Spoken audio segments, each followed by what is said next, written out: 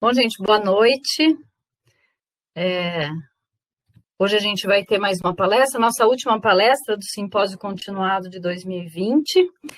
E hoje a gente vai receber o André aqui para falar um pouco com vocês sobre a aproximação entre ensino, pesquisa e setor produtivo do leite, o estudo de caso do projeto Balde Cheio. Aí ele vai explicar para a gente como que é tudo. André, te agradeço por ter aceitado o convite de participar do simpósio com a gente. Imagina, Cristina, eu que fico feliz, fico honrado de ser convidado. Imagina, obrigado. E o André Luiz Monteiro Novo é graduado em agronomia pela Exalc, na Universidade de São Paulo. Ele tem mestrado em engenharia de produção pela Universidade Federal de São Carlos, doutorado pela Universidade de Wageningen, é isso, André? Wageningen, isso. Wageningen, nos Países Baixos. E atualmente é analista e chefe adjunto de transferência e tecnologia da Embrapa Pecuária Sudeste aqui em São Carlos, com atuação em transferência de tecnologia para técnicos da extensão rural. Tem experiência na área de agronomia e zootecnia, com ênfase em extensão rural. E é coordenador do projeto Balde Cheio. Então, obrigada, André. Fica à vontade para carregar a sua apresentação. E aí, pessoal, se vocês quiserem ir mandando mensagens, perguntas pelo chat, aí o André até falou que pode ir respondendo no decorrer da apresentação. Cristiana, eu sabia que ia acontecer isso, olha, deu erro. Deu erro a apresentação? Vamos lá, vou abrir ela de novo, sempre atrasa um pouquinho. Né? Não, fica tranquilo.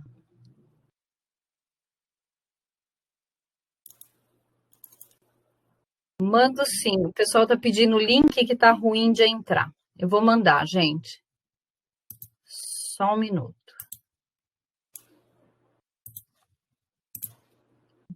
Vou pôr aqui no chat, ó. Aí vocês podem mandar para o pessoal que não está conseguindo acessar. Que coisa, não está indo.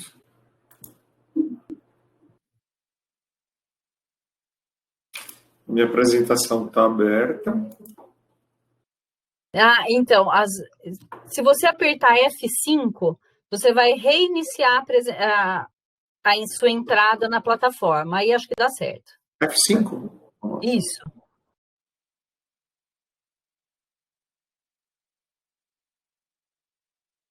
Acho que se eu der um recarregar.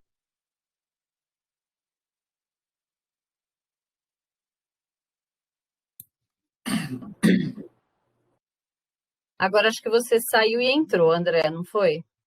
Isso.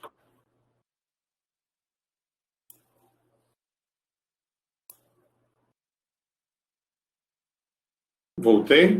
Está me escutando? Voltou. Não aparece o PowerPoint na janela. É na janela do aplicativo, né? Aquela janelinha que aparece para a gente o que vai compartilhar, né? Tela inteira, janela do aplicativo. Deixa eu e fechar. Se a hora que abrir o compartilhamento, você clicar dentro da janelinha também não aparece nada dentro da janela? Vamos lá. Vamos tentar de novo.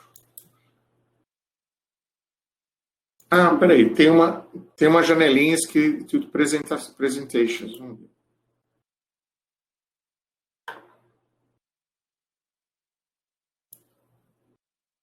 Aqui é para carregar, né? Isso, embaixo ali é para carregar. Aí para compartilhar é nesse monitorzinho que tem embaixo. Pois é. Não aparece. Que coisa. Não, isso porque fizemos o teste e estava tudo certo, né? Eu falei para você. É a lei de Murphy, né? Que coisa, ele simplesmente sumiu. Ó, a professora Lígia está falando aqui, fecha o PowerPoint e abre de novo. Às vezes acontece isso na plataforma. Vamos lá, fechei. Ele só está dando a opção de carregar a apresentação, né? Embaixo não está aparecendo aquele monitorzinho para você? Do lado da Aparece. onde da câmera, ele aparece. Aparece. Aí acima tem um quadradinho com apresentação, slide 1, slide 2. Isso, será que eu vou descarregar essa apresentação que eu coloquei, André, então? Vamos ver se Pode dá ser. certo. Eu vou trocar de tornar apresentador, vou trocar aqui.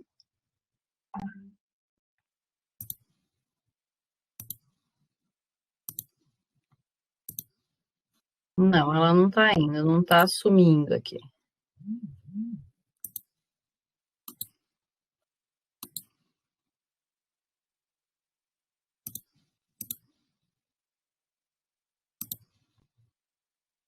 O engraçado é que ela não aparece mais para mim, para eu tirá-la daí.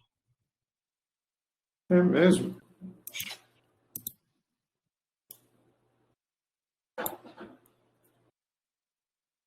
Que coisa. Lígia, você tem ideia como é que eu tiro agora a apresentação? Eu sempre consigo trocar, tirar, agora ela sumiu, não faz mais isso. Deu uma travada.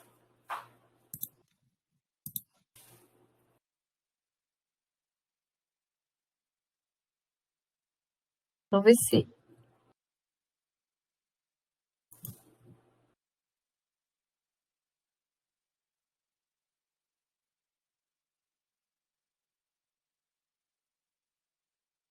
Vamos ver se agora eu consigo.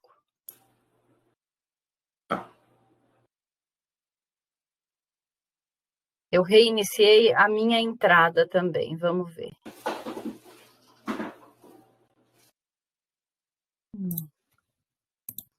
Agora foi, agora tirei.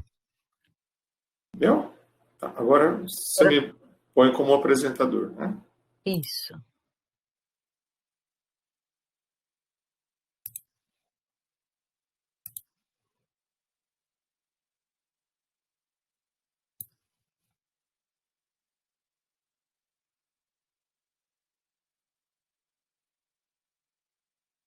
Vamos tentar.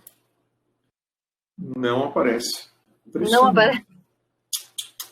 Quer ver? Eu vou até mandar para você pelo Só se WhatsApp. tentar no carregar a apresentação mesmo.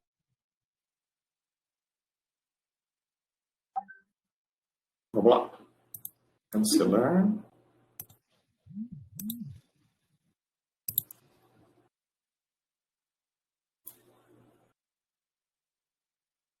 E se você for naquela partezinha que está escrito a tela inteira? Tela inteira? Porque ele está selecionado janela do aplicativo. E se for a tela inteira, será que não aparece? Janela do aplicativo. A tela inteira. Aí Não apareceu também. Não, ele aparece a tela, tá Agora vendo? compartilhou, André. Acho que se você agora clicar no PowerPoint que está aberto no seu computador, vai. Será? Vamos lá. Foi? Foi. Aí eu tenho que pôr na tela inteira. É isso? Isso. Tá funcionando? Pra gente agora tá aparecendo perfeito. E ver meu mouse também? Vemos. Então vamos assim. vamos desse jeito. Então você, por favor, que assim eu não consigo ver o chat, nada, né? Tá, eu vou. Qualquer coisa eu te interrompo ou a gente deixa tudo para o final, tanto faz. Tá bom, fica à vontade. Se tiver alguma pergunta aí, pode me interrompendo, a gente conversa. Tá Bom, certo. então, boa noite a todos. Queria agradecer a professora Cristiana pelo convite. É uma honra poder participar do simpósio. Eu vou falar um pouco sobre a necessidade de fazer pontes, né? Por isso que eu tenho esses dois slides, essas duas imagens aqui para começar, porque a gente realmente precisa, no setor produtivo do leite, aproximar as instituições de ensino, os ICTs, as escolas de forma geral, os institutos de pesquisa, com a realidade do setor produtivo. Então, eu vou falar um pouco sobre isso e um pouco também sobre o projeto Balde Cheio, que de um jeito ou de outro faz essas pontes, né? Faz essa via de mão dupla, que é essa necessidade, e a necessidade do ensino e da ciência estar próxima dos produtores, né? E, logicamente, todo mundo está envolvido, seja o estudante, o professor da universidade, o pesquisador, o extensionista rural e assim por diante. Então, esse vai ser nosso bate-papo de hoje, viu? Eu vou começar aqui com uma figura, na verdade, do professor Vidal Pedroso de Faria, falecido há 2 semanas atrás. Ele foi nosso mestre lá em Piracicaba, foi um dos homens mais importantes da pecuária leiteira no Brasil, e ele falava uma coisa: André, produção de leite é uma coisa extremamente complexa. Então, o tal da tecnologia é difícil de você colocar isso se você não tem uma visão de sistema de produção. Então, por exemplo, você tem as vacas são importantes dentro desse sistema, a estrutura do rebanho é importante, quer dizer, quantos animais existem dentro da propriedade que não estão produzindo leite. O clima daquela propriedade vai influenciar nas decisões que você vai escolher, a área, que tipo de área, a topografia, a fertilidade do solo, tudo isso tem uma importância muito grande na hora de você pensar um sistema eficiente, né? Como é que vai ser esse manejo, como é que é o trabalho, a participação do ser humano, do homem, na atividade leiteira, quem é que vai tirar leite? Essa é uma pergunta que eu sempre faço para os produtores que nos procuram. Eu quero começar a tirar leite. A primeira pergunta que eu faço: quem é que vai tirar leite? É você? É o funcionário? Você vai contratar pessoas de bom nível? Que isso por tudo, na verdade, passa pelo ser humano, né? Deu uma travada aqui. Sim, toda a questão de energia, de conhecimento, mercado, máquinas, tudo isso tem uma importância muito grande na hora de você definir um sistema. Então, como você tem essa característica da interação do solo, da planta, da vaca, do ser humano, do ambiente, torna-se bastante, é um desafio muito grande se pensar em produção de leite eficiente, né? Ainda mais num país tropical como o nosso. Então, realmente, não é uma coisa muito simples quando a gente pensa em fazer isso no Brasil, né?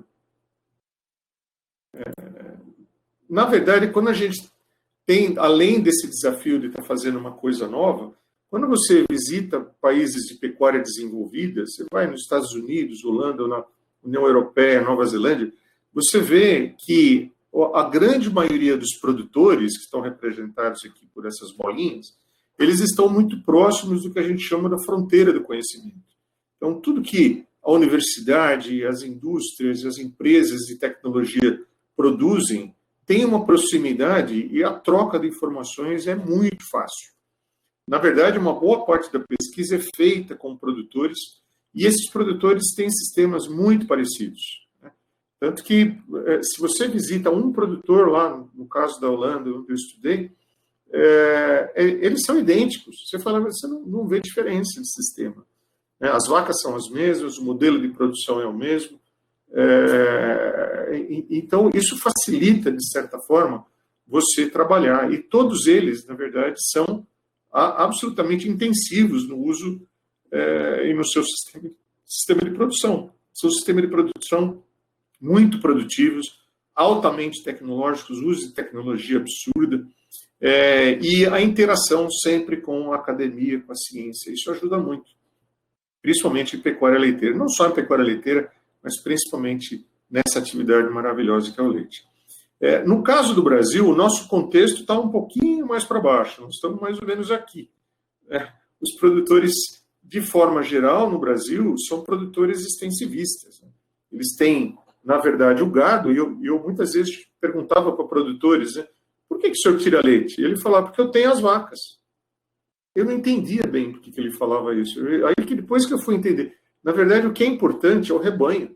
Para a grande maioria dos produtores, o importante é ter o capital investido em rebanho. Mas ele olha e fala, puxa, essa vaca alimenta um bezerro, eu posso tirar um pouquinho de leite. Se existe um mercado que me compra leite, eu vou e tiro leite. Então, são os tiradores de leite. é a grande maioria. Hoje, em torno de 1 milhão de produtores de leite no Brasil estão nessa fase aqui. E é um grande desafio você pensar em ciência e aproximar a fronteira do conhecimento de um produtor que tem um modelo de produção rudimentar. Então, o que a gente imagina? Que seja necessário você dar saltos tecnológicos, né?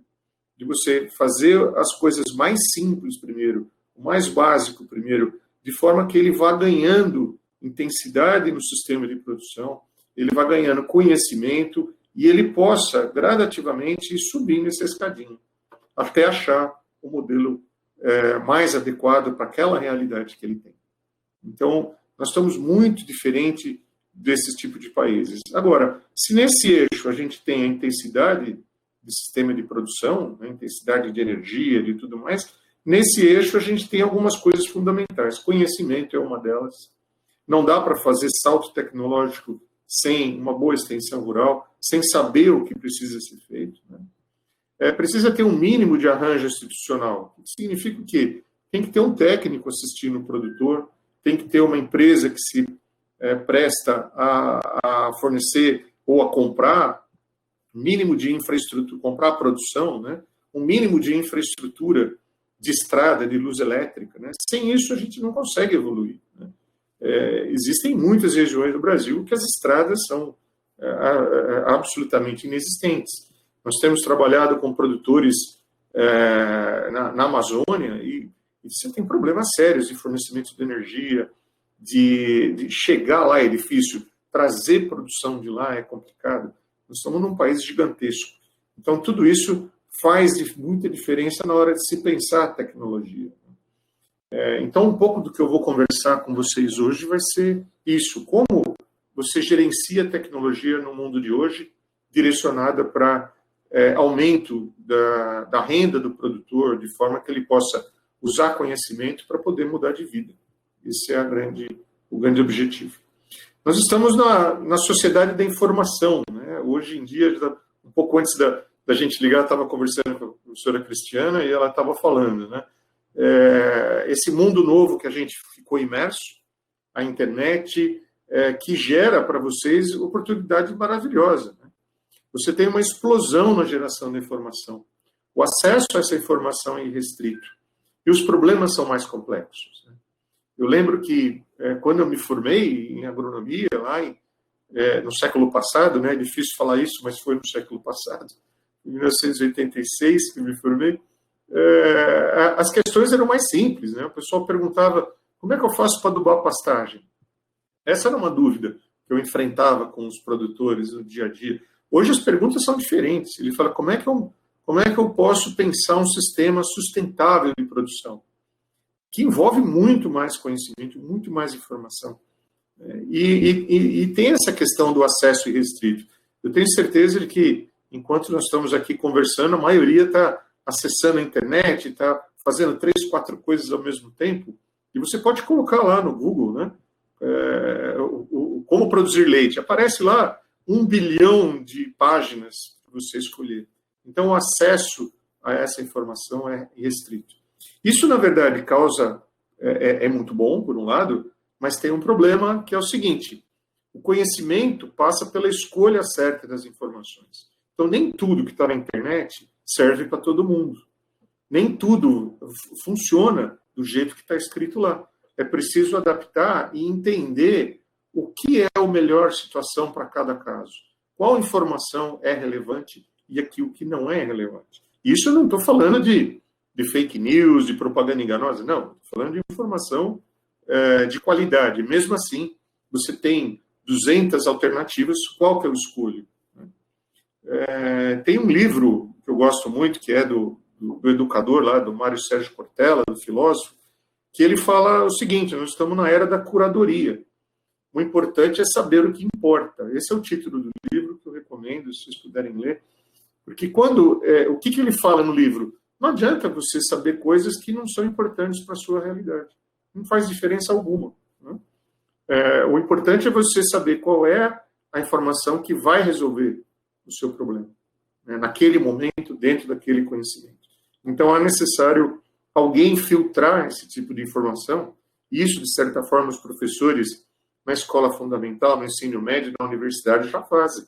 Eles trazem, enxugam para vocês e entregam na hora de dar aula. Olha, aprende isso. Mas e o resto? Calma, aprende isso primeiro, depois você aprende o resto. Né? Então, eu acredito que seja esse a função. Então, é um grande desafio também. Para mostrar como isso é importante, esse é um equipamento que eu acho que vocês conhecem muito bem, toda essa nova geração. Até eu fui obrigado a aprender a mexer com esse bichinho aqui, que é o tal de smartphone. Esse é um iPhone dos mais novos, aí, não sei qual modelo que é. E eu estava lendo a internet outro dia, eu vi essa afirmação aqui, ó, no UOL. Parece loucura, mas a Apple não inventou o iPhone. Não sei se vocês viram isso, faz 1 ano e meio, 2 anos que saiu. Puxa vida, não foi o Steve Jobs, então, que bolou o iPhone? Na verdade, o que ele fez? Ele organizou o conhecimento. Ele pegou tudo isso aqui que já estava disponível, que já tinha sido criado pela ciência, e ele fez a ponte, ele pensou uma solução tecnológica, e ele usou, por exemplo, a cristal líquido de 1960, o celular é de 73, a tela touchscreen é de 1970, depois foi aprimorado em 88, o processador é de 1971, a memória RAM é de 1970, memória flash de 1980. Ele pegou coisas absolutamente já consagradas, né? O GPS, aqui em 1973, depois foi aprimorado em 90. Ele pegou tecnologias já consagradas, já desenvolvidas pela ciência, da fronteira do conhecimento, que é importantíssima, e ele colocou isso de uma forma conjunta e organizou isso para criar um novo produto que revolucionou o mundo. Né? Ele sempre teve uma visão muito grande. Então, em parte, o que a gente precisa é aprender a fazer isso, entender quais são as alternativas tecnológicas que nós temos para resolver um problema. Né? Qual é o problema e o que a gente pode fazer? Qual é a sequência certa do uso da tecnologia? Né?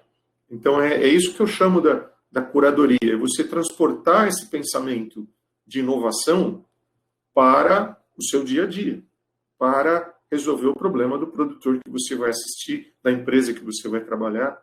E isso, na verdade, muda a forma como a gente pensa ciência e pensa tecnologia no mundo digital. A tal da tecnologia não é uma coisa muito simples, porque ela é sempre multidimensional. Né? Você tem, dentro da porteira, vocês estão vendo aqui, você tem fatores econômicos, sociais e ambientais que definem uma série de tecnologias. Você tem problemas também econômicos, sociais, políticos e ambientais regionais, que afetam as tomadas de decisão. Você tem isso na mesma coisa no âmbito do seu país e no âmbito mundial. Por exemplo, você tem mudanças climáticas que afetam a temperatura média mundial que vão mudar a tomada de decisão dentro da sua porteira. E isso, então, define, de certa forma, determinados nichos. Então, dentro do mesmo contexto, no mesmo campo, na mesma região, no mesmo país, você pode ter diferentes soluções tecnológicas, né, ao longo do tempo. Né. Isso, vou dar um exemplo aqui que aconteceu em 2014, 2015. Né. A gente trabalha muito com irrigação de pastagens, que é uma ferramenta fantástica. Isso no Espírito Santo, na região norte do Espírito Santo, em 2014, 2015, teve uma seca absurda que não tinha água para as vacas beberem, quanto mais para irrigar pasto. Né? O que aconteceu com os produtores? Eles tiveram que mudar totalmente a lógica de produção para se adaptar a uma mudança ambiental regional. Então, essa mudança ambiental regional desconfigurou o arranjo tecnológico deles e eles tiveram que se adaptar.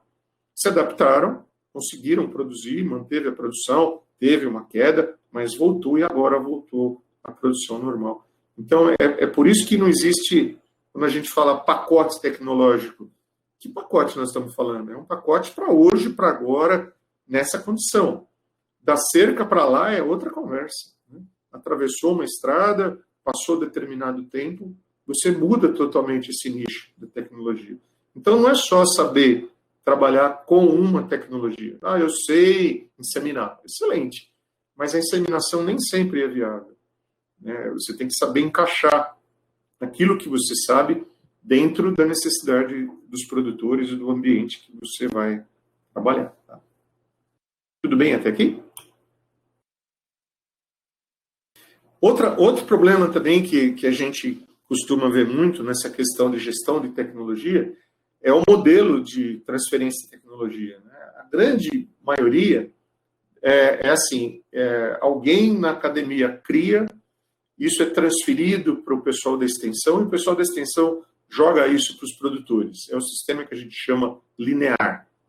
Fim do tubo, top-down, delivery, existem vários nomes aí na literatura que demonstram que a lógica é assim, eu sei tudo, eu vou jogar isso para a extensão se vira para poder adaptar e capacitar alguém, já não é comigo, e a extensão faz a mesma coisa com o produtor, porque ela também não aprendeu direito e vai tentar transferir isso, e isso causa um problema muito sério na adaptação do conhecimento, caso a caso. Ainda mais que no Brasil, a extensão rural que atende o produtor foi totalmente desmanchada aí na década de 90, está cada dia pior. Hoje, a questão de poucas semanas atrás, o governo do estado anunciou reduções drásticas na CDRS, que era a antiga CAT, né, Casa da Agricultura, todo aquele serviço. Existe uma grande chance disso desaparecer. E quem mais se prejudica com isso são os pequenos produtores, a produção familiar, que depende daquele serviço de extensão rural. Para você ter uma ideia, o último censo do IBGE mostrou que só 22% dos produtores recebem alguma assistência técnica, isso no Brasil como um todo. Em alguns estados isso é um pouco maior, como o Rio Grande do Sul, Paraná tem uma assistência técnica mais forte, uma extensão rural mais forte, isso chega a 50%, 60%, mas na grande maioria é isso. E desse pessoal que é assistido, quem tem assistência técnica são grandes produtores, contra 44 hectares dos não assistidos.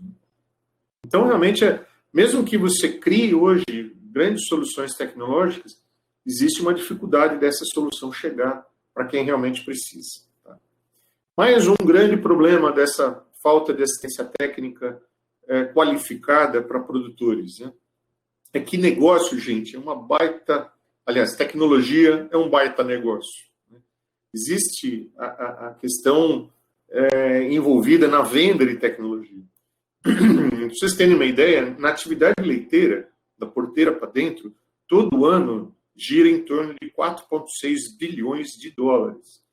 Hoje, com o dólar a R$5, isso dá alguma coisa em torno de 25 bilhões de dólares, que é o comércio do quê? De adubo, de semente, de sêmen, de máquinas, de trator, de herbicida, tudo isso é negócio. Então, você imagina, o que pode acontecer? De gente querendo vender tecnologia e o produtor sem saber o que escolher. Sem saber, sem ter alguém do lado dele isento, que não vai ganhar dinheiro com aquilo, na venda daquele produto, sem ter esse apoio. E aí ele fica completamente órfão e acaba fazendo bobagem. Acaba gastando coisa que não precisa. Né? Eu estou cansado de ir em propriedades que o produtor tem 10 hectares e tem um trator traçado, 4x4. O que ele faz com um trator traçado 4x4 em 10 hectares? Só se ele pegar para levar a família na missa, porque ele não tem o que fazer com aquele trator. E ele gastou ali R$150 mil sem a menor necessidade.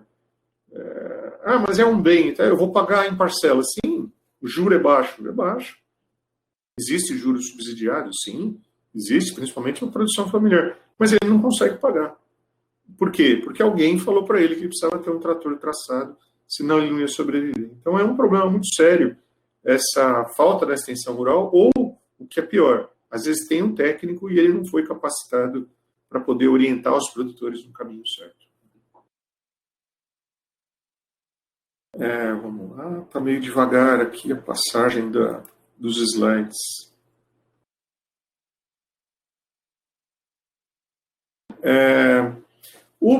Boa parte do projeto Balde Cheio se deve por causa do colega lá da Embrapa, o Dr. Arthur Quinelato, que lá em Coatis, em 1977, olha só quanto tempo faz, né? ele foi fazer uma apresentação lá no Clube Recreativo de Coatis, que era lá no Vale do Paraíba, né, no Rio Paraíba, no estado do Rio de Janeiro, divisa com São Paulo, e isso é uma foto histórica dele. Ela era magrinho e ainda tinha cabelo. E o doutor Arthur deu uma palestra falando mais ou menos isso que a gente estava conversando agora. Ele ofereceu uma série de alternativas. Olha, gente, você tem hoje conhecimento para poder produzir muito mais, produzir um leite barato, com grande eficiência, mesmo em áreas de topografia complicada. O calor nas áreas tropicais é possível se reverter. Ele oferecia para os produtores uma quantidade muito grande de conhecimento. Até que chegou, no final dessa palestra, um produtor levantou a mão, depois de 3 horas de palestra dele, né, levantou a mão e falou: doutor Arthur, olha, que palestra bacana, meus parabéns, fantástica, né? Que coisa maravilhosa. Quanto tempo o senhor vai ficar aqui em Coatis? Aí ele falou: não, eu estou indo embora agora. Começou a arrumar os slides, né? Naquela época, aqui tem um retroprojetor, não sei se a turma conhece, né, Cristiano? O que é um retroprojetor, que é slide hoje em dia ninguém tem mais, né? Acho que poucos conhecem, viu, André? É um equipamento bacana, que você põe uma folha transparente, vai escrevendo em cima e ele projeta lá. É um protótipo antigo de um data show, né? Um data show do século passado. Mas e aí ele perguntou: não, eu tenho que ir embora para São Carlos, né? Tem como ficar aqui? Ele falou: ah, que legal, então você fez essa palestra toda, você vai embora. Você conhece alguém aqui na região que poderia me orientar a fazer o que você falou? Ele falou: não conheço ninguém aqui. Aí o produtor voltou a pergunta para o Arthur. Ele falou: Arthur, então por que você veio? O que você veio fazer aqui? Porque antes eu achava que o problema era com as minhas vacas, com a minha terra, com o preço do leite, e você veio e falou para mim que tudo isso tem solução, só que eu não vou poder aplicar a solução porque ninguém vai me ensinar. Então era melhor que você tivesse ficado lá em São Carlos. Você nem devia ter vindo aqui. Porque agora eu estou deprimido. Poxa. Agora eu sei que eu poderia mudar de vida e não vou mudar de vida. Então, o Arthur enfiou o retroprojetor, os slides dele dentro da mala e veio embora, chegou aqui, nós fizemos uma reunião e falou: gente, nós estamos fazendo tudo errado, não adianta ficar fazendo palestra. Palestra. Não adianta. Nós temos que treinar os técnicos. Né? Treinar, e aí que surgiu o projeto Balde Cheio. Né? Na época nem tinha esse nome, isso foi adaptado depois, era um projeto de capacitação dos técnicos da extensão e assim por diante. Né? Depois é que surgiu o nome Balde Cheio. Na verdade, o Balde Cheio é uma metodologia de capacitar o técnico da extensão rural. Aquele técnico que, já formado, ele consegue dar assistência técnica, entender a complexidade da atividade leiteira.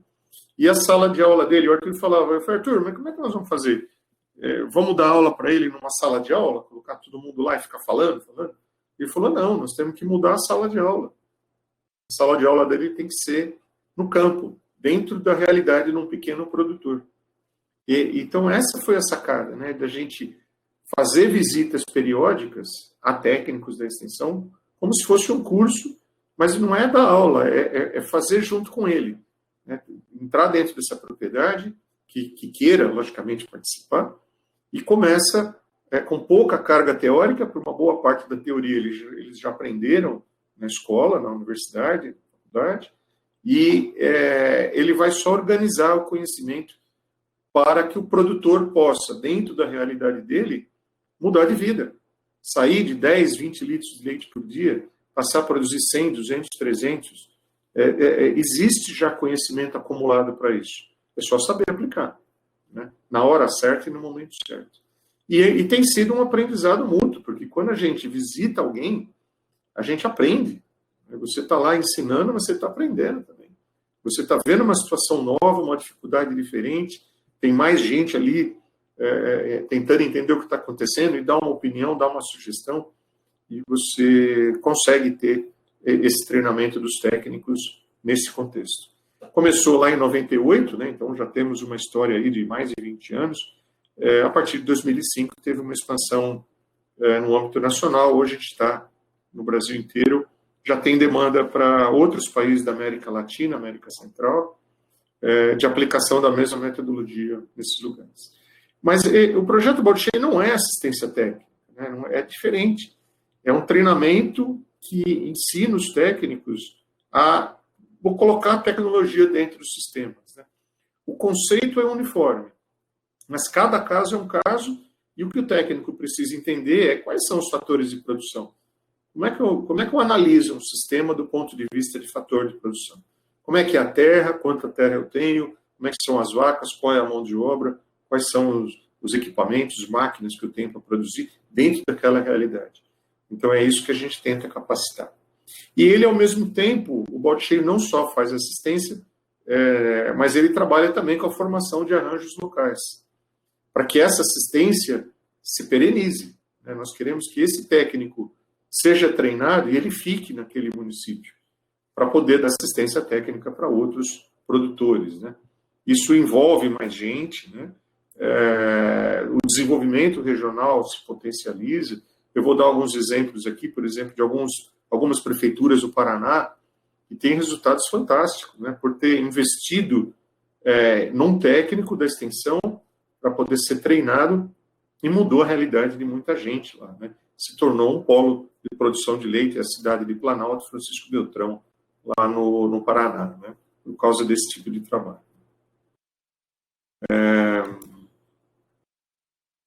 Tudo bem? Posso continuar? Vocês estão me ouvindo? Sim, tá tranquilo, André. Tá, legal.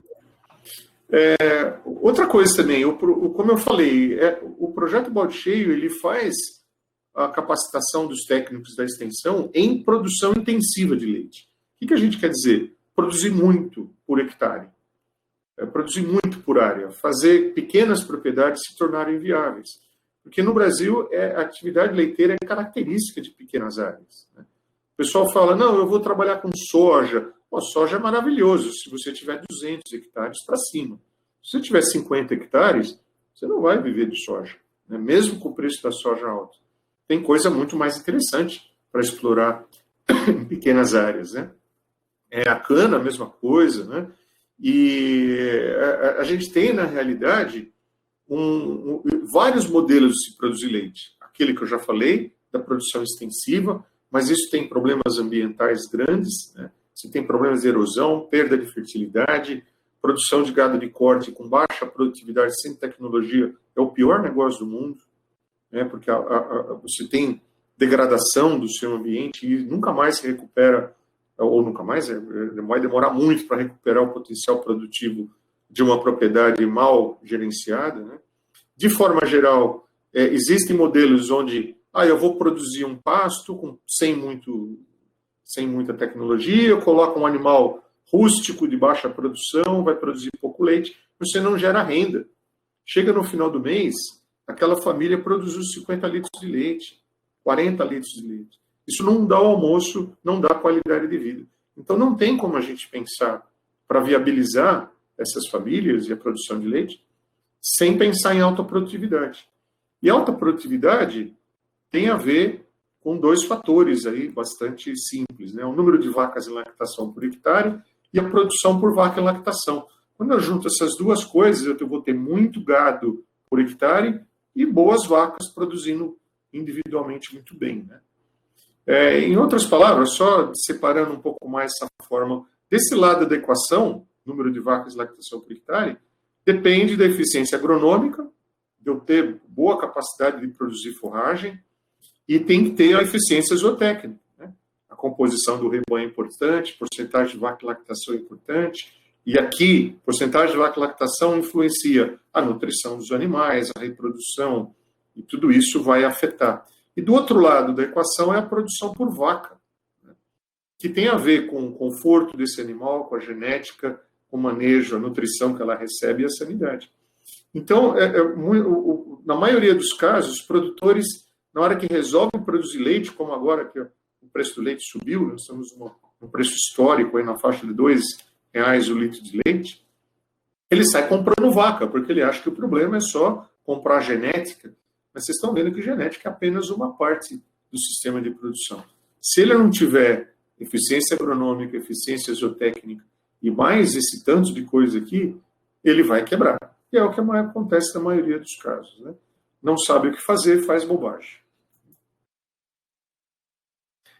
Por exemplo, uma das ferramentas que são ensinadas nas escolas e a gente preconiza que, principalmente se trabalhar num país de clima tropical, é o manejo intensivo de pastagem.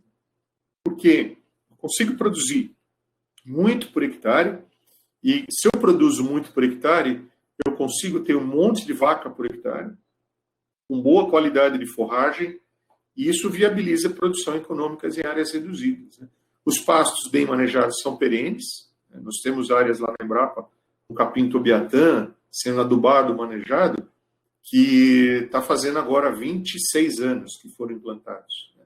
São áreas históricas e estão produzindo cada dia melhor, nunca foi substituído, arado, gradeado, subsolado, nada. Outro fator de custo baixo, a colheita é feita pelo animal. Eu não preciso ter trator, maquinário, equipamento, instalação, barracão, e nada disso. Eu só preciso ter um aparelhinho de cerca elétrica, que custa barato. E por isso tudo se tem um custo fixo baixo, né? Então, essa é uma das ferramentas que o projeto Balde Cheio transfere. E tem sido, na maioria dos casos, a principal ferramenta, né? Porque você consegue alavancar uma produtividade excelente.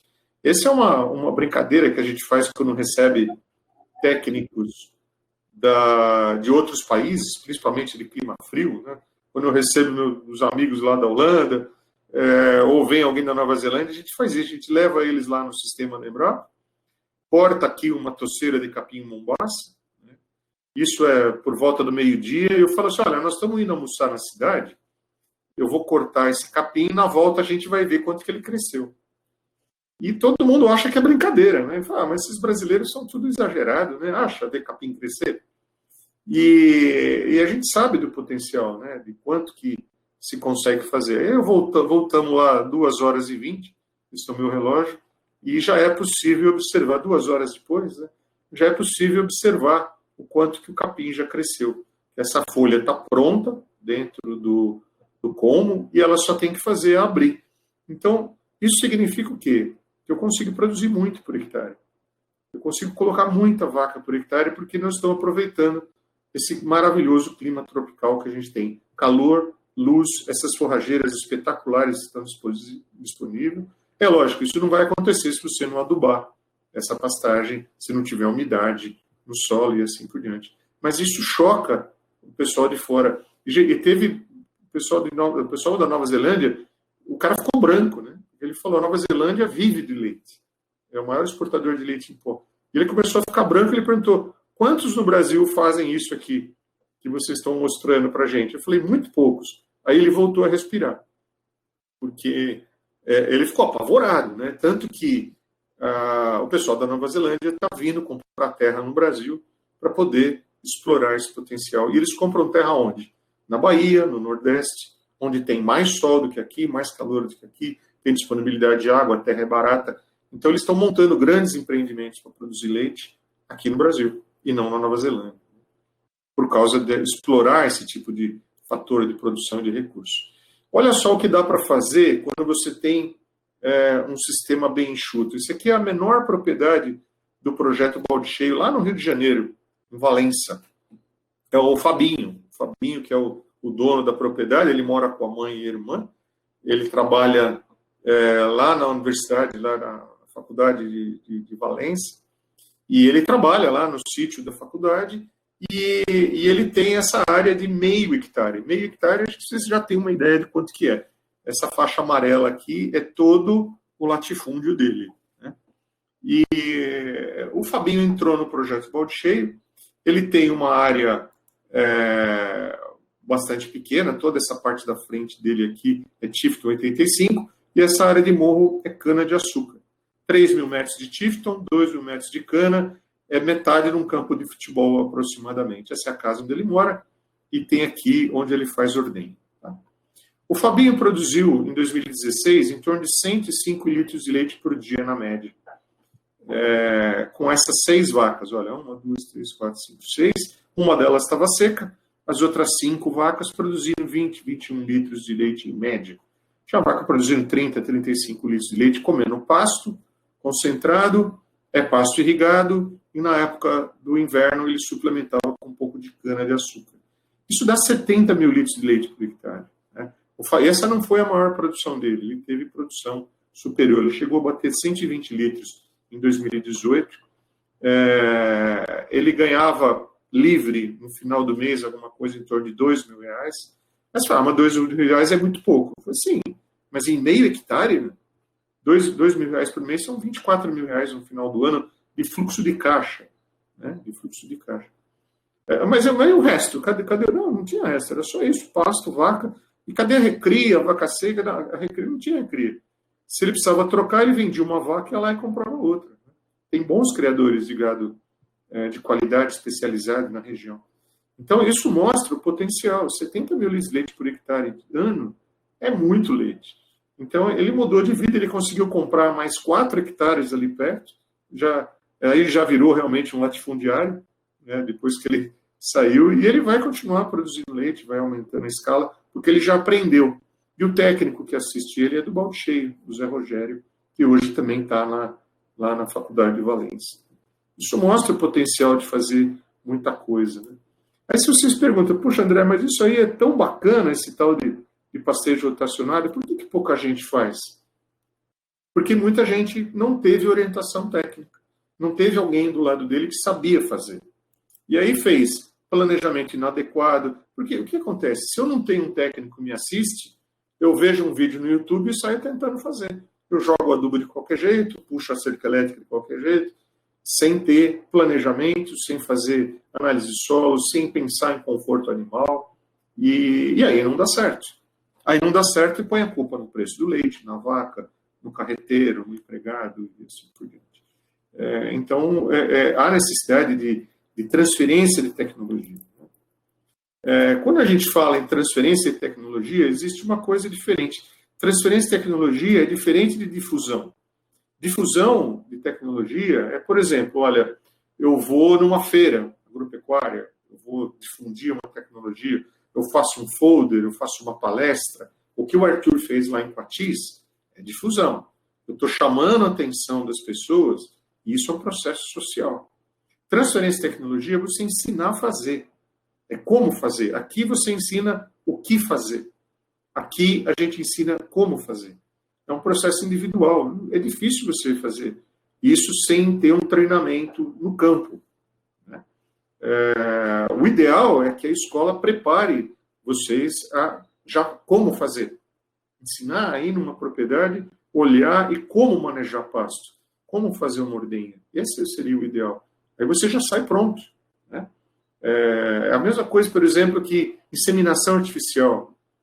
Não dá para aprender inseminação artificial lendo um manual, estudando todo dia, ou vendo vídeo também no YouTube. Não dá.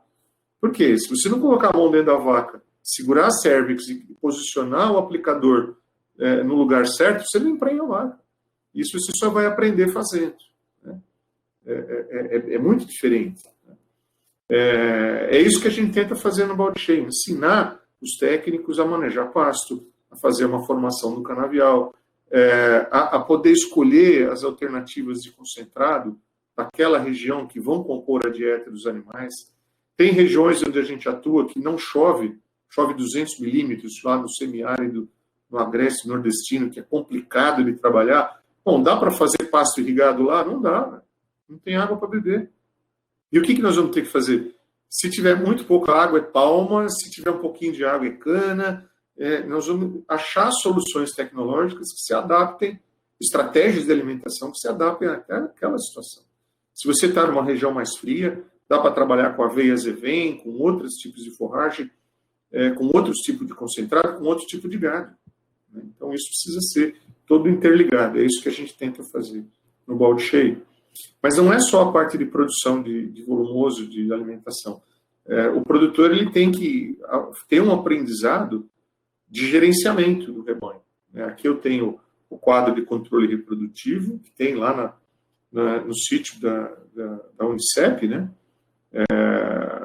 Para começar a trabalhar com esse tipo de calendário, um calendário reprodutivo, tem que ter planilha de custo, né? E em toda unidade demonstrativa de balde cheio tem número.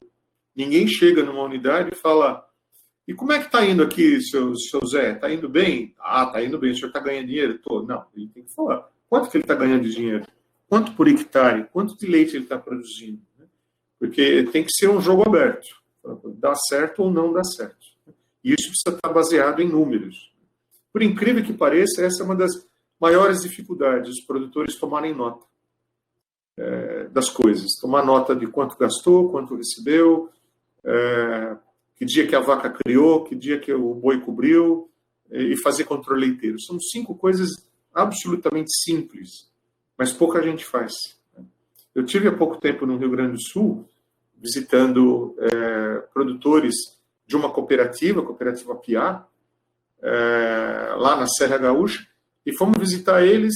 Eu fui em 4 propriedades. As 4 propriedades tinham vaca holandesa, ordenha automatizada com sacador automático, uma coisa maravilhosa, né? Boa produção individual, e ninguém fazia controle leiteiro. É um absurdo. Eu saí de lá horrorizado. Falei: vocês são tudo louco. Vocês fazem a mesma dieta para uma vaca que está dando 30, para uma vaca que está dando 15? Ah, não, mas não tenho vaca que dá 15. Ah, não, vamos fazer conta. Pega aí, quantas vacas tem ordem e quanto você está produzindo. Você tem os extremos. E o pessoal não controlava. São coisas absurdamente simples, né? Sem gestão. Custo de produção, então, é um sonho. Aqui a planilha também, e nós lançamos também esse mesmo aplicativo, está fazendo 3 anos, que é um aplicativo da roda da reprodução no celular. É muito bom. Eu não consigo pensar em alguém que queira produzir leite de forma eficiente sem ter esse calendário, né? E como vocês estão vendo aqui, ó, cada bolinha dessa é uma vaca. Essas são as vacas que estão paridas, as amarelas são as cobertas. Então você consegue ter uma visão instantânea de todo o seu rebanho, dos problemas, dos animais que vão parir, dos animais que vão criar, do retorno ao cio e tudo mais. Isso é gratuito, está lá na página na Google Play para poder baixar roda da reprodução. Né? Tem a roda do crescimento também. Então, você tem que ensinar o técnico e o produtor a gerenciar a propriedade. Não é só ensinar ele a dar comida para a vaca. Né? Para isso, tem aí os cadernos de campo. Isso é um produtor muito bom lá de Rondônia. Olha só, ele começou no projeto em 2010. Todo ele muito bem controlado, né? Muito bem feito. Quem dá assistência técnica para ele é o Marcelo, que mora lá em Vilhena e dá assistência lá na região de Rondônia. Olha que bacana, é uma família que saiu de 100 litros de leite por dia para 800 litros de leite por dia. Eles estão felizes da vida, morando num lugar longe pra caramba, praticamente 30 quilômetros da cidade mais próxima, um padrão de vida excepcional. Eles tiram juntos quase 20 mil reais por mês de fluxo de caixa na família, usando conhecimento, tecnologia, gestão. São esses conceitos que a gente tenta aplicar. Não dá para pensar em produzir leite fazendo as vacas passar calor, passar fome, sem sanidade, sem vacinas, né? Sem preservar as nascentes, o meio ambiente. Mas isso você consegue convencer os produtores a proteger o APP e a área? Lógico que sim, lógico que sim. Por quê? Porque ele primeiro aprende a fazer comida para as vacas, aí ele percebe que, puxa vida, eu não preciso de tanta terra. Eu posso fazer isso numa área menor. O que eu preciso? É preservar, que eu preciso de água. Eu preciso de água de qualidade para poder dar para os animais. Eu preciso ter água para poder irrigar pasto. Então ele protege. Aí sim faz sentido recomposição de área de reserva, porque ele entende que ele pode viver bem com coisas bastante simples, cumprir a legislação ambiental sem nenhum problema. É óbvio que para esse projeto dar certo, ele precisa ter apoio de entidades, né? Nós temos parcerias muito boas aí com o Sebrae, Sistema S, né? A FAENG, cooperativas, laticínios, ONGs, prefeituras, sindicatos mais variáveis possível. Tem banco, tem indústrias de laticínio, né? E como esse projeto cresceu demais, nós da Embrapa não damos conta. Nós selecionamos instrutores, que são extensionistas, que começaram com a gente lá atrás, passaram por todo o processo de capacitação, ainda estão sendo capacitados, como nós, né? Nós também aprendemos todo dia. Eles é que vão lá treinar os extensionistas, que são suportados aqui pelas entidades. E eles é que vão acompanhar as unidades demonstrativas e as propriedades assistidas no Brasil inteiro. Tudo bem? Alguma pergunta? Eu vou tocando aqui. É isso, por enquanto nenhuma no chat. Acho que eles estão esperando para o final. Tá bom, vamos lá. Então, se a gente pudesse resumir, entender melhor quais são os elementos chaves do balde cheio, né? Vocês já contei um pouco da história, já deu para vocês entenderem que é um processo, um projeto de capacitação que olha o sistema de produção como um todo, mas a gente pode caracterizar ele como isso. Olha, isso é chave. Anotação zootécnica e econômica. Se eu não tenho anotação, não existe balde cheio.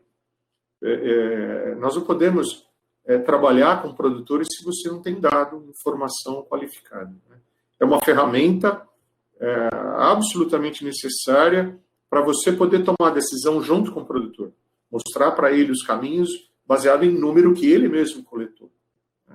Então, isso faz sentido. Sem isso, não tem como a gente fazer capacitação de ninguém e nem aplicar tecnologia, né? Outra coisa interessante, a gente adapta toda essa questão tecnológica à complexidade do campo com recombinação de tecnologias. Ninguém está reinventando a roda. Nós não vamos lá nós vamos fazer uma coisa absolutamente nova. Não, nós vamos trabalhar com técnicas já consagradas. Manejo de pastagem, cana com ureia, palma forrageira, vacas de boa persistência, vacina, né? Apesar de, hoje em dia, o pessoal questiona a vacina, mas não, tem que vacinar, velho. É uma coisa que não tem que reinventar a roda. O que você precisa fazer? Adaptar aquela situação daquele produtor. Quanto de manejo de pastagem ele vai fazer? Quanto de cana ele pode plantar? Quais vacas ele tem agora? Quais vacas ele pode ter no futuro? Isso é adaptar, recombinando essas tecnologias para essa solução. Outra coisa interessante no balde cheio, analisando um pouco de fora, é que tudo é feito com testes e experimentação. Não é fazer ciência, né? Mas é testar dentro da propriedade. Então, o produtor fica todo animado, ele vai visitar, vai conhecer um outro produtor, ele volta e fala, eu vou plantar 10 hectares de mombaça. Não, peraí, faz uma área pequena. Começa pequeno, né? Faz quanto? Quanto você tem de dinheiro? Você é rico? Não, sou pobre. Então, faz pouco. Quanto que é pobre? Dá para fazer 5 hectares? Ah, não dá, custa muito caro. Dá para fazer 1 hectare? Rapaz, está difícil. Não, vai fazer meio. Então começa com meio hectare. Para quê? Para aprender. É uma escolinha. Então faz uma área pequena de pasto, adubado, vai plantar um pouco de cana. Mas os produtores normalmente perguntam, poxa, mas se eu fizer pouco, como é que eu vou alimentar o meu rebanho? Se você fizer pouco, você vai pôr as melhores vacas para comer uma forragem de alta qualidade. E o restante das vacas, o que eu faço? Faz o que você sempre fez, nada. Nunca fez nada. Vai estar fazendo para 4, 5. Pronto, você já resolveu o problema de 4, 5 vacas. Na verdade, não é para resolver o problema do rebanho, é para resolver o problema de conhecimento, de saber fazer. Aquilo que eu falei antes, né? Muito da atividade leiteira é baseado em conhecimento tácito. Né? Aquele conhecimento que você precisa botar a mão na massa para fazer. Criar bezerro, fazer ordenha, tudo isso são coisas, manejar pastagem, né? Você precisa ir lá e olhar como é que está o pasto, como é que ficou depois do pastejo, como é que ele vai se recuperar, né? Então faz pequeno. A mesma coisa para trocar as vacas, né? O produtor já deu aquele primeiro passo, as vacas dele estão produzindo, a gente fala, olha, vamos comprar uma vaca melhor? Ótimo, vou sair comprando vaca no mercado. Não, você vai comprar uma vaca, 2 vacas melhores. Para quê? Para você aprender, para você ver, experimentar na sua situação, né? Aquilo que pode dar certo ou não. E tem lugar onde não dá certo. Aí volta para trás e troca a escolha tecnológica. Então, isso tudo faz parte do projeto. Nada é feito em grande escala do dia para a noite. Mais um outro trabalho, uma coisa importante que tem é o trabalho em rede, né? Como a gente tem muitos técnicos, hoje são quase 300 técnicos em treinamento no Brasil inteiro, né? desde lá do sul até o Acre. Né? Você tem uma ideia, até no Acre tem gente sendo treinada no balde cheio, né? Existe uma troca de conhecimento muito grande, porque as pessoas se conversam, né? Os técnicos se falam, os produtores se falam. Nós, da Embrapa, visitávamos, né, antes da pandemia, todo ano visitava todas as regiões para ver como é que estava indo, a gente via soluções. O que estava dando certo numa região, você passava para outra. O que dá certo com uma ideia que um técnico teve, compartilha isso e vai. Então tem uma circulação de conhecimento muito forte dentro do projeto, né? Isso é importantíssimo, de forma que você muda o sistema de transferência de tecnologia, que antigamente eu estava falando lá, top-down, fim do tubo, de cima para baixo, eu jogo, não, para um sistema de rede, né? Você cria uma rede, e se você olhar essa figura, você fala, cadê a Embrapa? Ela está aí no meio, né? Mas toda a comunicação, ela transita aí pela rede, né? Que é uma riqueza do projeto, né? Que tem que ser levada em conta. Tá? É isso que é bacana do trabalho. E, por último, a questão do ritmo da introdução tecnológica, né? Aqui o foco não é o que fazer, mas quando fazer. Porque você tem realidades muito diferentes. Quando vocês, como a professora falou, a maioria já tem algum contato com a área do campo, vocês percebem que é muito diversa. Os produtores são muito diferentes. Cada produtor tem o seu ritmo, ele tem o seu nível educacional, ele tem o seu objetivo de vida, que é diferente do outro no vizinho de cerco. Então, cada um tem um ritmo. Cada um tem uma forma de aprender a fazer as coisas, né? Então, para algumas coisas você tem que ir rápido, outras tem que ir devagar. Então, esse box aqui em amarelo, né? A sequência da introdução tecnológica é mais importante do que a tecnologia em si. Qual é o momento de introduzir a tecnologia, né? E, para isso, a gente criou um modelinho, que é um modelo um modelo mental, de se pensar numa caixa de marchas, né? O que tem numa caixa de marchas do carro? Engrenagens que se combinam, engrenagens mais fortes para tirar o carro da inércia, engrenagens maiores que fazem ganhar mais velocidade, mais rápido, né? E a gente adaptou esse modelo para esse modelo do balde cheio, né? Eu queria que vocês pensassem, de um lado aqui, todo o conhecimento formal, tudo aquilo que a gente aprende aí na faculdade, tá? Com todas as disciplinas, né? Você tem conhecimento sobre produção de forragem, balanceamento de dieta. Dentro disso, você aprende sobre gramínea tropical, gramínea temperada, leguminosa, cana, silagem. Você aprende sobre sistemas de produção, aprende sobre manejo, sobre genética, práticas agronômicas e práticas administrativas. Isso tudo é o que a gente chama de conhecimento formal. Normalmente, quando eu saí da faculdade, eu sei tudo isso daqui, tá? Na ponta da língua, tá? O que nós fazemos? Nós pegamos algumas escolhas, como, por exemplo, essa, gramínea tropical, quase todo mundo tem. Qual é o melhor sistema que nós vamos escolher para começar? O mais simples, é pasto, como eu já falei, dá o menor custo de produção. Qual é o sistema de cruzamento? É monta natural, é a mais básica. Nós não vamos entrar com inseminação para começar o projeto. A genética, aquele que o produtor tem. Então, qual a melhor vaca possível para ele naquele momento? A dele. Então, não vamos trocar o rebanho, né? Depois é outra história.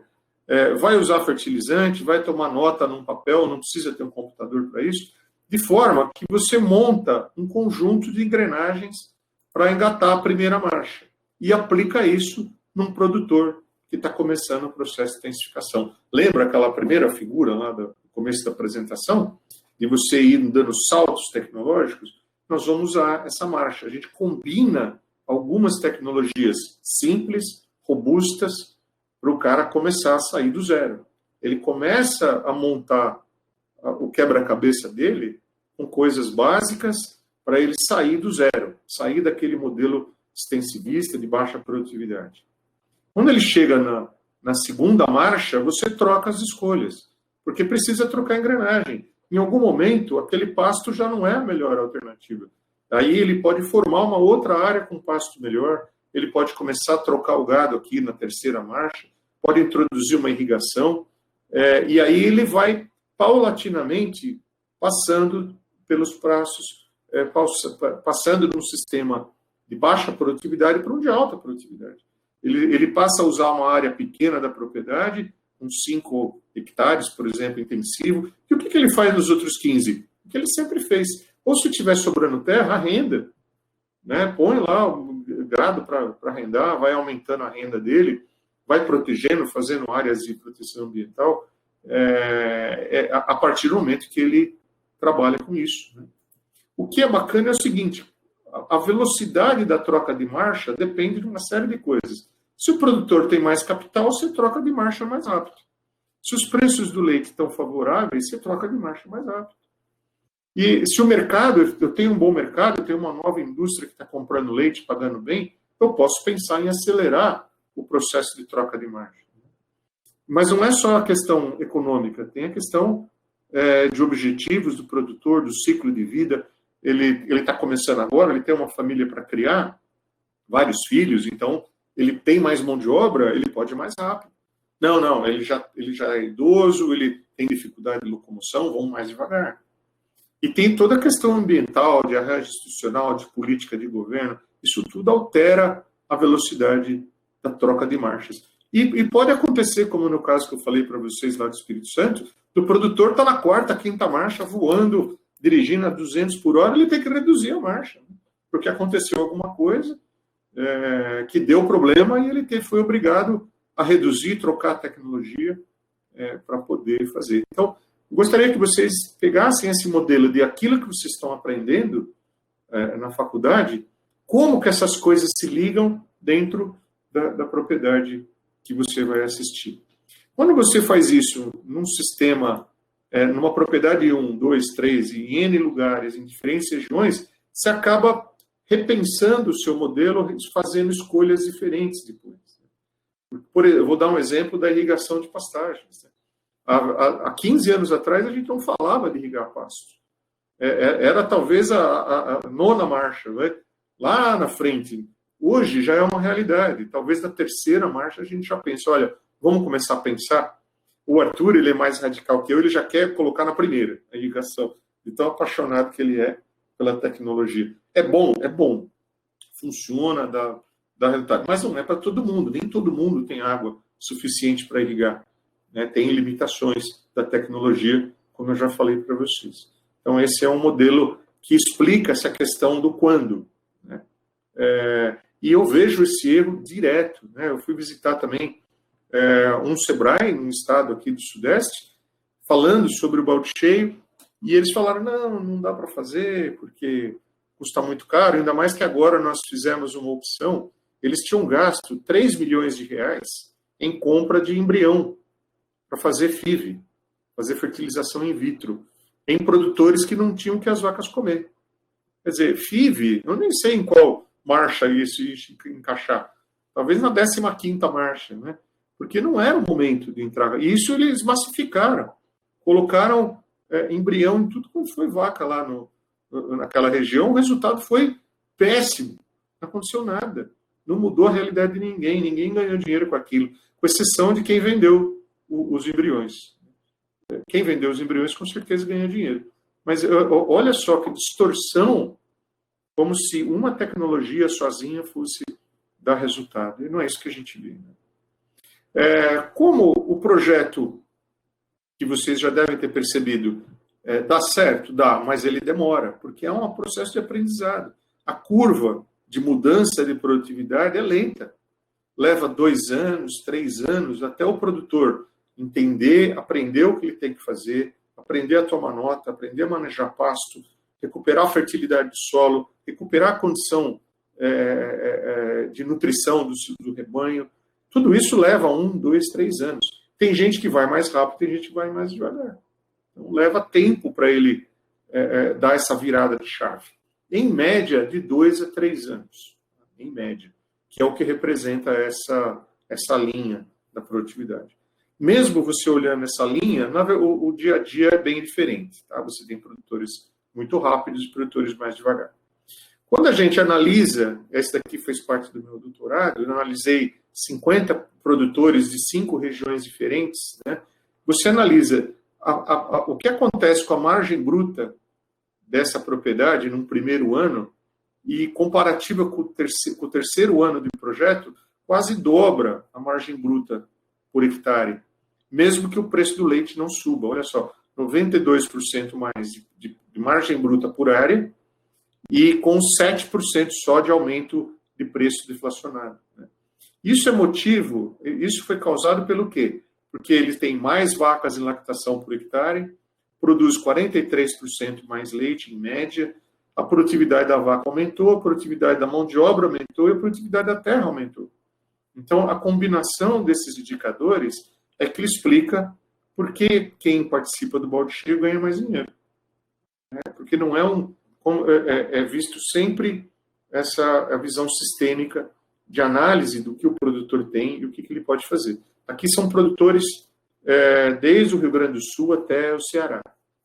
Foram analisados pequenos produtores, a maioria, mais produtores reais de trabalho. Isso daqui eu já falei.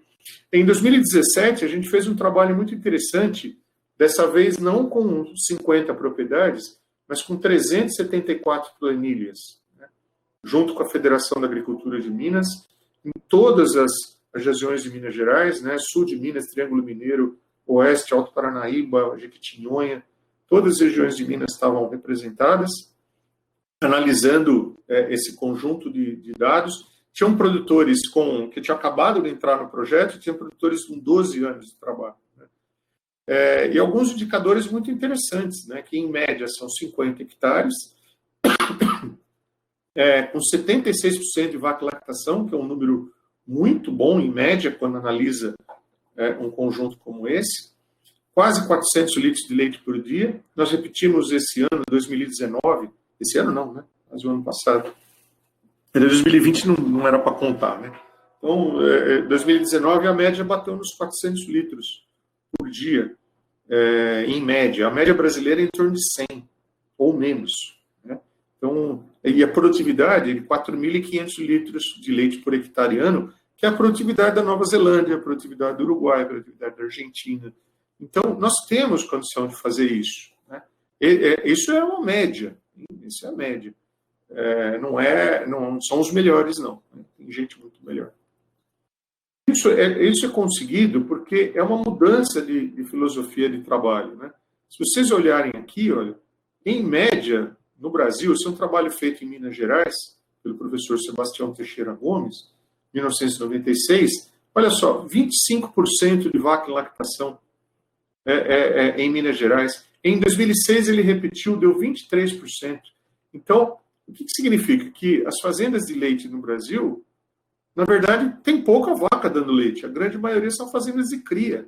Olha a quantidade de macho, de fêmea. Um rebanho de 100, só 23 paga a conta. O resto fica lá. No Mato Grosso, a mesma coisa. 22%. Isso em 2011.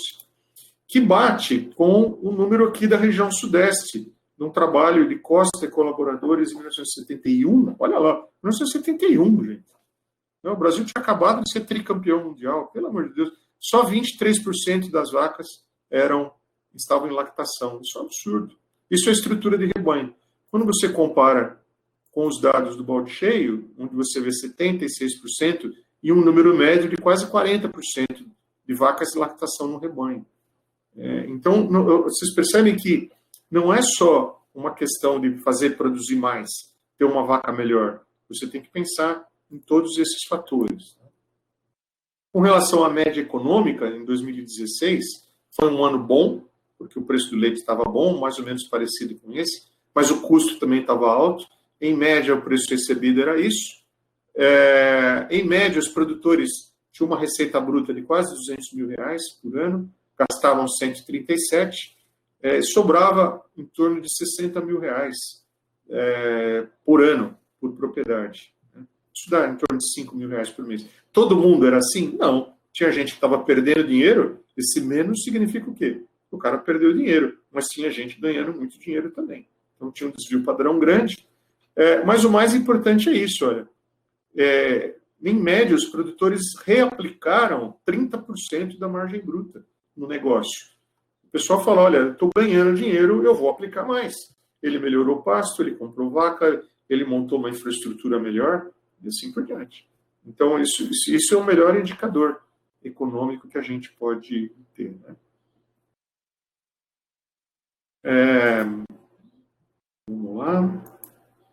Esse é um trabalho também muito interessante que nós fizemos também junto com a Federação da Agricultura. O que acontece? Conforme passa o tempo, aumenta a produtividade desses produtores que fazem parte do trabalho, né? Então, quanto mais tempo ele fica no projeto, maior a produtividade. Quem está com 3, 4 anos de trabalho tem mais produtividade do que antes. Se você analisar essas duas curvas, olha, produtores que estão no início do trabalho, de 1 a 3 meses, é essa curva vermelha. Olha, o custo de produção é esse por faixa de produção. Quem tem mais de 3 anos tem custo mais baixo, são mais eficientes. Então, isso comprova que, independente da média das vacas do rebanho, se você participa do projeto há mais tempo e você investe em processos, em boas práticas de produção, em qualidade de forragem e em genética, você baixa custo de produção. Isso torna o produtor mais sustentável. Quem tem custo baixo de produção consegue suplantar épocas de preço baixo do leite. Agora nós estamos num preço bom, mas no começo do ano estava uma desgraça, né? Com preço baixo e os preços e os insumos muito caros, né? Então, qual é a solução para isso? É conhecimento organizado que faz o produtor ser mais eficiente. A margem bruta também aumenta, né, conforme passa o tempo do projeto. Esse é um indicador muito interessante, que foi criado pela doutora Cláudia, né, lá da Embrapa, que é um índice de atualização tecnológica. Na verdade, é uma tomografia dos processos de produção dentro de cada propriedade.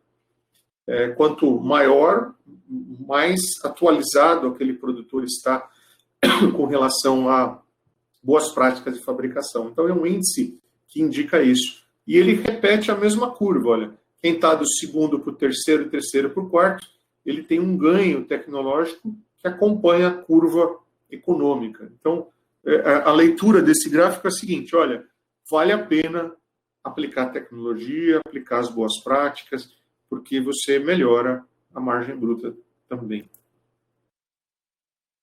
Isso pode ter um impacto muito grande, né? Não só para o produtor, para a economia de pequenas cidades do interior, né? Se você pegar de todo esse universo de mais de 5 mil municípios que a gente tem, a grande maioria não tem indústria. A grande maioria não tem grandes escolas, não tem serviços. É a agricultura e a pecuária que sustenta esses municípios, né? Se você pegar lá em Minas Gerais, os produtores assistidos pelo balde cheio produziram entre 370 a 380 litros em média, né? Isso significa que eles faturaram R$200 mil, quase 190 mil, se seja em 2016 e 2017. Se você comparar com a média do Estado, é de R$40 mil de renda, né? Não estou falando de lucro, estou falando de renda, receita bruta, tá? Isso significa 4 vezes mais renda por ano. Você multiplica por 4. Se você tem um universo de produtores de 20, 30, 50 produtores no município que quadruplicam a renda, isso aí enriquece o município, porque essa renda fica no município, seja por imposto, seja pela ICMS, seja pelas compras, ele acaba movimentando a economia do município. Então, esse é um impacto um pouco diferente do que nós estamos falando. Nós estamos falando já no âmbito municipal e fora da porteira, né? Porque você movimenta o comércio, o supermercado, a venda de insumos, aí sim é adequado à realidade de cada um. Tem um exemplo também de Francisco Beltrão, Planalto, na verdade, que eu já citei para vocês. Planalto, em 3 anos, os produtores aumentaram 180%, quase 200% de aumento na renda. E tem uma foto interessante, que tiraram foto do grupo de produtores lá de Planalto, com todas as famílias, o pessoal todo feliz. Quer dizer, é isso que motiva a gente, porque você consegue mudar a vida das pessoas com a organização do conhecimento feita por isso. Hoje nós estamos em 19 estados, são 468 municípios, 260, já aumentou, já quase 300 técnicos em treinamento. E o que explica a gente conseguir trabalhar em lugares tão diferentes como Acre quanto Santa Catarina.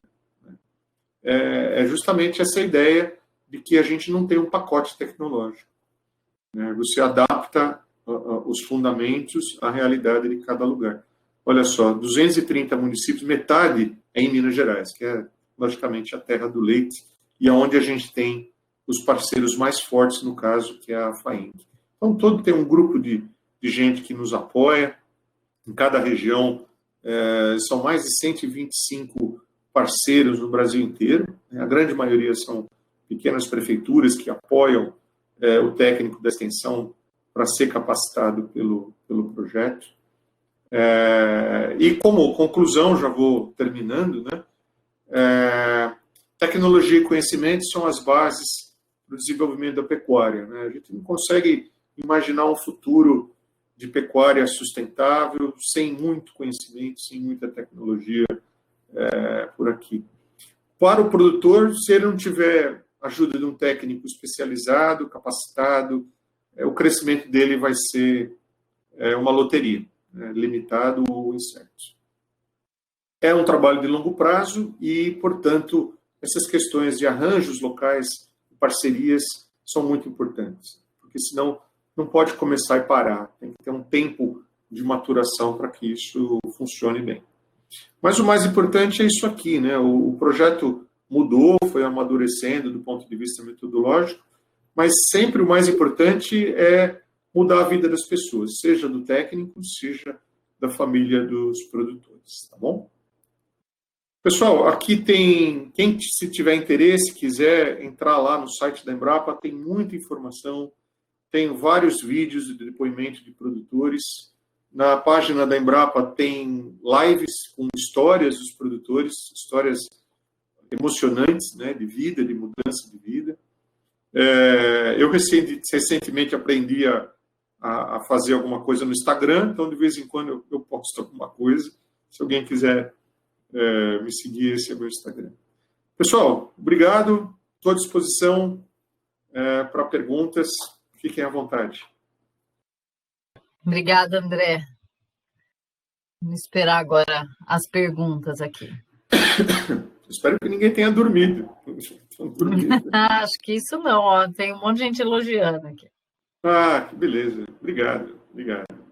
Feliz de ter gostado. Você consegue ver o chat agora, André, ou não? Sim. Não sei se eu estou vendo ele inteiro, mas... Como agora tem bastante gente digitando, ele demora um pouco para aparecer. Ok. André, enquanto eles vão digitando, eu queria te perguntar uma coisa. Se um dos alunos, por exemplo, quiser ser um técnico do balde cheio, eles têm que estar vinculados em alguma prefeitura, associação, cooperativa, ou como autônomos eles podem se capacitar como técnicos? Pode se capacitar como técnicos. O grande problema é o seguinte, como eu falei, aquela estrutura, nós da Embrapa, quem vai ser o instrutor? Esse instrutor, a figura do instrutor, hoje nós temos em torno de 15 instrutores no Brasil inteiro, eles são autônomos, eles vivem disso. E eles cobram, é um valor justo para aquilo que eles fazem, mas eles têm um custo aproximado de R$500 por período. Então, ele ganha lá R$500, R$600 para fazer uma visita a cada 3 meses, 4 meses da unidade demonstrativa do técnico. Então, não é muito caro, mas é um custo alto para quem está começando, para quem quer se capacitar. Então, a gente incentiva esse técnico a ou chamar os outros produtores ou outros técnicos para dividir a conta, Sim. Do treinamento. Aqui na nossa região, nós temos 2, 3 instrutores que fazem as visitas, que dão o treinamento de campo, e a parte teórica a gente faz na Embrapa. Dá para fazer. Nós vamos começar alguns treinamentos online para poder ajudar esse pessoal que não está conseguindo fazer as visitas em tempo de pandemia. Mas é possível. Às vezes você consegue apoio de uma casa agropecuária, às vezes consegue da prefeitura, às vezes consegue do sindicato rural, de se organizar e falar, olha, vamos pegar aqui um grupo de 4, 5 produtores e rachar a despesa, né? Para poder, porque tem a despesa do técnico, desse instrutor, e o técnico tem que assistir a unidade demonstrativa, né? Sim. Ele tem que ir lá uma vez por mês e acompanhar o processo daquilo que foi decidido na visita do instrutor, ele acompanhar no mês a mês, ir lá, passar, tá tudo certo, plantou o capim, recuperou, puxou a cerca elétrica, ele tem que ir lá e ajudar o produtor a tomar nota das coisas, que quando vem a visita do instrutor, a cada 3 ou 4 meses, né, ele vai redirecionar o trabalho e vai reorientar para o trabalho dos próximos 3 meses. Por isso que a gente tenta, o máximo possível, que tenha um arranjo local estruturado para poder dar esse treinamento. Muito legal. E aí, a partir desse momento, ele pode assistir mais produtores, né? Exatamente. A ideia é essa. Ele precisa ter uma unidade demonstrativa, que é a sala de aula. E essa unidade, ela tem algumas características. Por exemplo, não pode ser a propriedade dele. Isso já é uma coisa que a gente perdeu. Aquela história de que santo de casa ele faz milagre, não faz mesmo. Não, o meu pai, pode esquecer, pai, tio, nunca ele vai falar, menino, fica quieto aí, você não sabe de nada. Então tem que pegar alguém que seja, que confie no seu trabalho, que possa ser unidade demonstrativa. O segundo lugar, tem que ser familiar. O que significa ser familiar? É o dono, é a esposa, é a família que trabalha na atividade. Né? Não pode ter ali o ruído, né, de ter um funcionário que não faz aquilo que foi combinado. Né? Então, e tem que tomar nota, fazer aquilo que foi combinado. Se combina de, por exemplo, eu vou plantar no dia da visita do instrutor. O que nós vamos combinar? Olha, as vacas vão passar fome, você não tem comida. Vamos plantar cana para o ano que vem? Não, vamos plantar alfafa. Meu amigo, você não tem dinheiro para plantar alfafa. Alfafa é muito caro. Você tem irrigação? Não, então vamos plantar cana.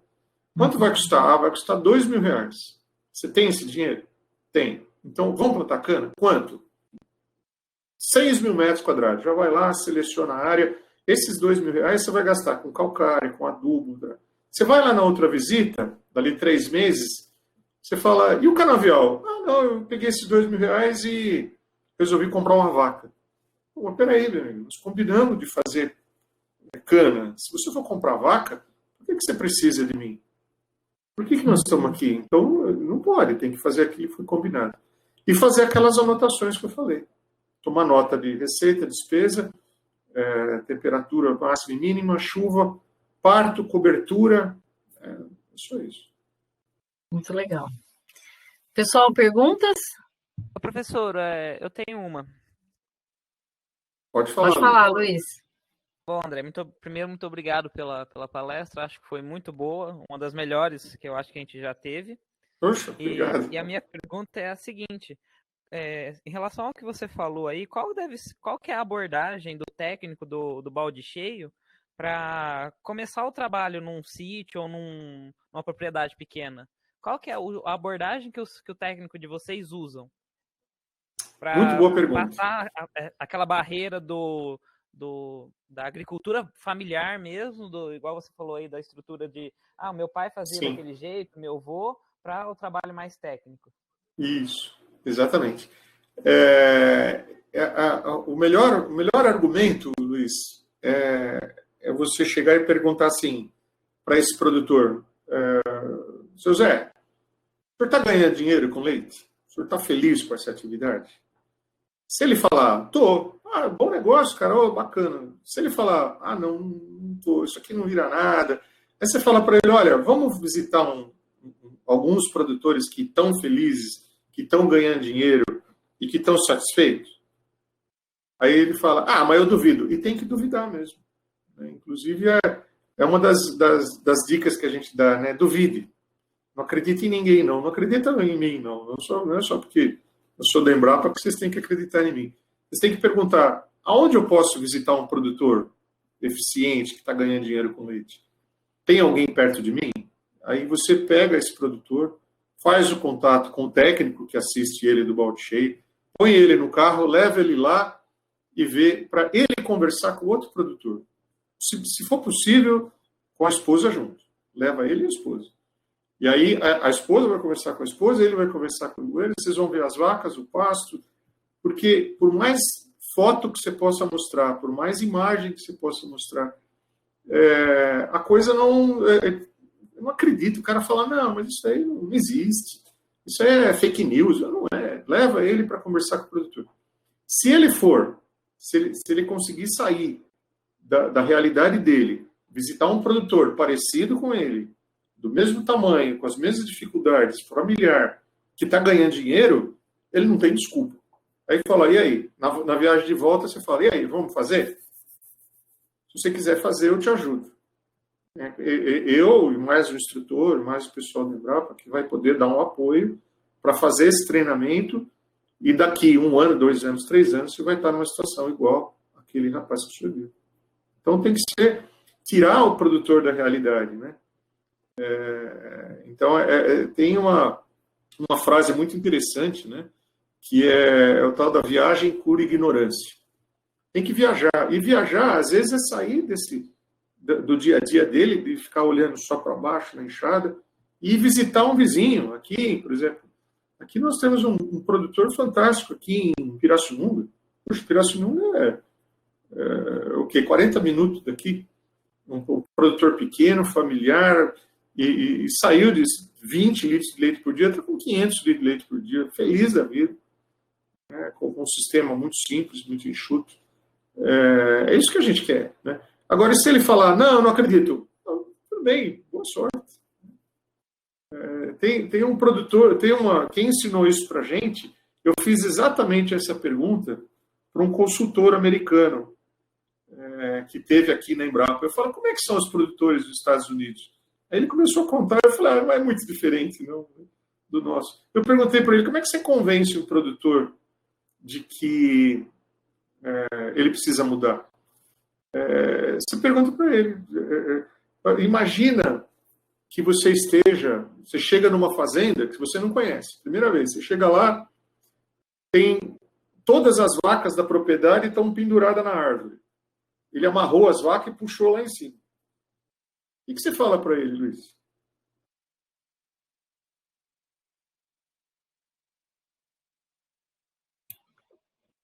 Está me escutando, Luiz? André, repete, eu não entendi a pergunta. É assim, se você chega pela primeira vez numa propriedade e ele tem lá todas as vacas da propriedade e ele amarrou em cima da árvore. O que você fala para ele? Toda a educação do mundo, eu falo que ele não sabe nada do que está fazendo. É mesmo? Sim. Não fala nada. O Breno escreveu aqui, você é bobo, rapaz. Vocês concordam que é isso que tem que falar para ele? Não. Não é, não. Você tem que chegar para ele e falar, você olha lá e fala assim, interessante. Interessante é uma palavra que você pode usar sempre, não significa nada. Então você fala, interessante. Solta um o senhor está ganhando dinheiro com as vacas penduradas na árvore? Você tem que perguntar primeiro isso. Pode ser o sistema mais absurdo do mundo. Você pergunta para ele, você está feliz? Você está ganhando dinheiro? Se ele te responder, olha, dá um pouco de trabalho de colocar elas lá, mas sim, elas gostam, ficam felizes, se sentem arejadas, sei lá o que ele pode responder de bobagem lá. Mas eu ganho dinheiro com leite. O que você fala para ele? Planta mais árvore. Não é?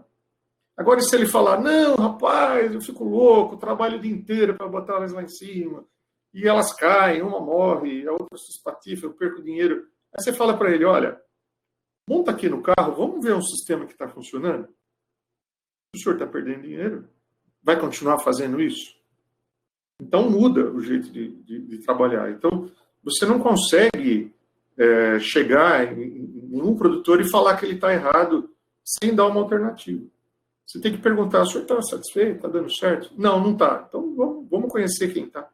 Vamos conhecer quem está fazendo certinho. Entendeu? Então, a única forma de você mostrar alguma coisa real acontecendo. Beleza? Muito legal. E a gente vê, né? O duro que tem hora de falar, tem hora que dá vontade de falar, mas por que você faz isso? Mas não Meu tem Deus que do ficar. céu, quanta bobagem. Tem hora que não dá para se aguentar mesmo, né? A educação vai até certo ponto, né? É, tem mais gente digitando, mas a gente tem que convencer de alguma maneira, né, André? E é mostrando o trabalho, né? Na verdade, a unidade demonstrativa, ela vai ser para o técnico o cartão de visita, né? Sim. Ele vai, aí é que é importante, né? De você ter um lugar onde as coisas estão funcionando direito para você poder vender o seu trabalho. Olha, eu consigo fazer isso, né? Vamos tentar, vamos trabalhar juntos, né? E o Essa Breno escreveu aqui, e opa. quando é da família ainda, por isso que Ih, santo de aí é casa não pior. faz milagre. É pior ainda, viu, Breno? É bem difícil mesmo, né? Eu aconselho fazer isso. Pega o pai, a mãe, avô, quem é que está trabalhando ali. Vamos lá. E não adianta ir na Embrapa. Viu? Não adianta visitar a Embrapa. Quanto tempo a gente levou? Para você ter uma ideia, isso quando eu entrei na Embrapa, antes de entrar na Embrapa, eu trabalhei na cooperativa de laticínios, né, aqui em São Carlos. E, gente, o Arthur organizava caravanas de produtores. Chegava 4 ônibus com 50 caboclinhos dentro. Eles iam lá na Embrapa e olhavam o sistema na Embrapa, achava tudo maravilhoso. Na hora de ir embora, a gente perguntava: o que vocês acham? Eles falavam assim: coisa mais linda do mundo. Mas é a Embrapa, né? Isso não é a realidade. Putz, um Podre. sacrifício para trazer a turma aqui. E a turma não acreditava. Não, olha o tamanho das suas vacas. Vocês têm asfalto na porta, vocês têm esse monte de doutor aqui cuidando das vacas. Tal. Então, voltava para casa e ficava na mesma. Então não adianta. É a mesma coisa que pegar produtor pequeno e levar ele no agrishow. Ver Exato. aqueles trator com 72 metros de plantadeira plantando, ele fala, gente, se esse trator vier aqui, ele planta minha propriedade e na ida, na volta, ele vai entrar no vizinho. Então, o cara olha aquilo e ele fala, não adianta, não entra no sítio. É isso mesmo. Tem que ser coisa que a pessoa se enxerga, né? Ou não, ele pode chegar lá e falar, isso aqui não é para mim, não. Teve produtor lá no Maranhão, nós fomos lá, uma história engraçada, lá o técnico do Maranhão contou isso pra gente, que tinha a unidade demonstrativa desse cara, lá em Imperatriz, e do lado tinha um vizinho que todo evento ele participava, todo dia de campo ele ia e tal, e ele perguntava, seu Zé, o senhor não vai entrar no projeto? Ele teve um dia que ele me falou, rapaz, eu não vou entrar nesse projeto não, é um projeto muito sério. Como que é muito sério? É muito sério, é um projeto que vocês cobram as coisas, vocês vêm sempre aqui. Eu não sou sério, eu não quero ter esse compromisso. Então, tudo bem, ele não quer, não faz. Então, Uma ele não era escolha, sério. né? É escolha. É escolha de cada um. Eu acho que o Breno tinha ligado o microfone. Você quer perguntar alguma coisa, Breno?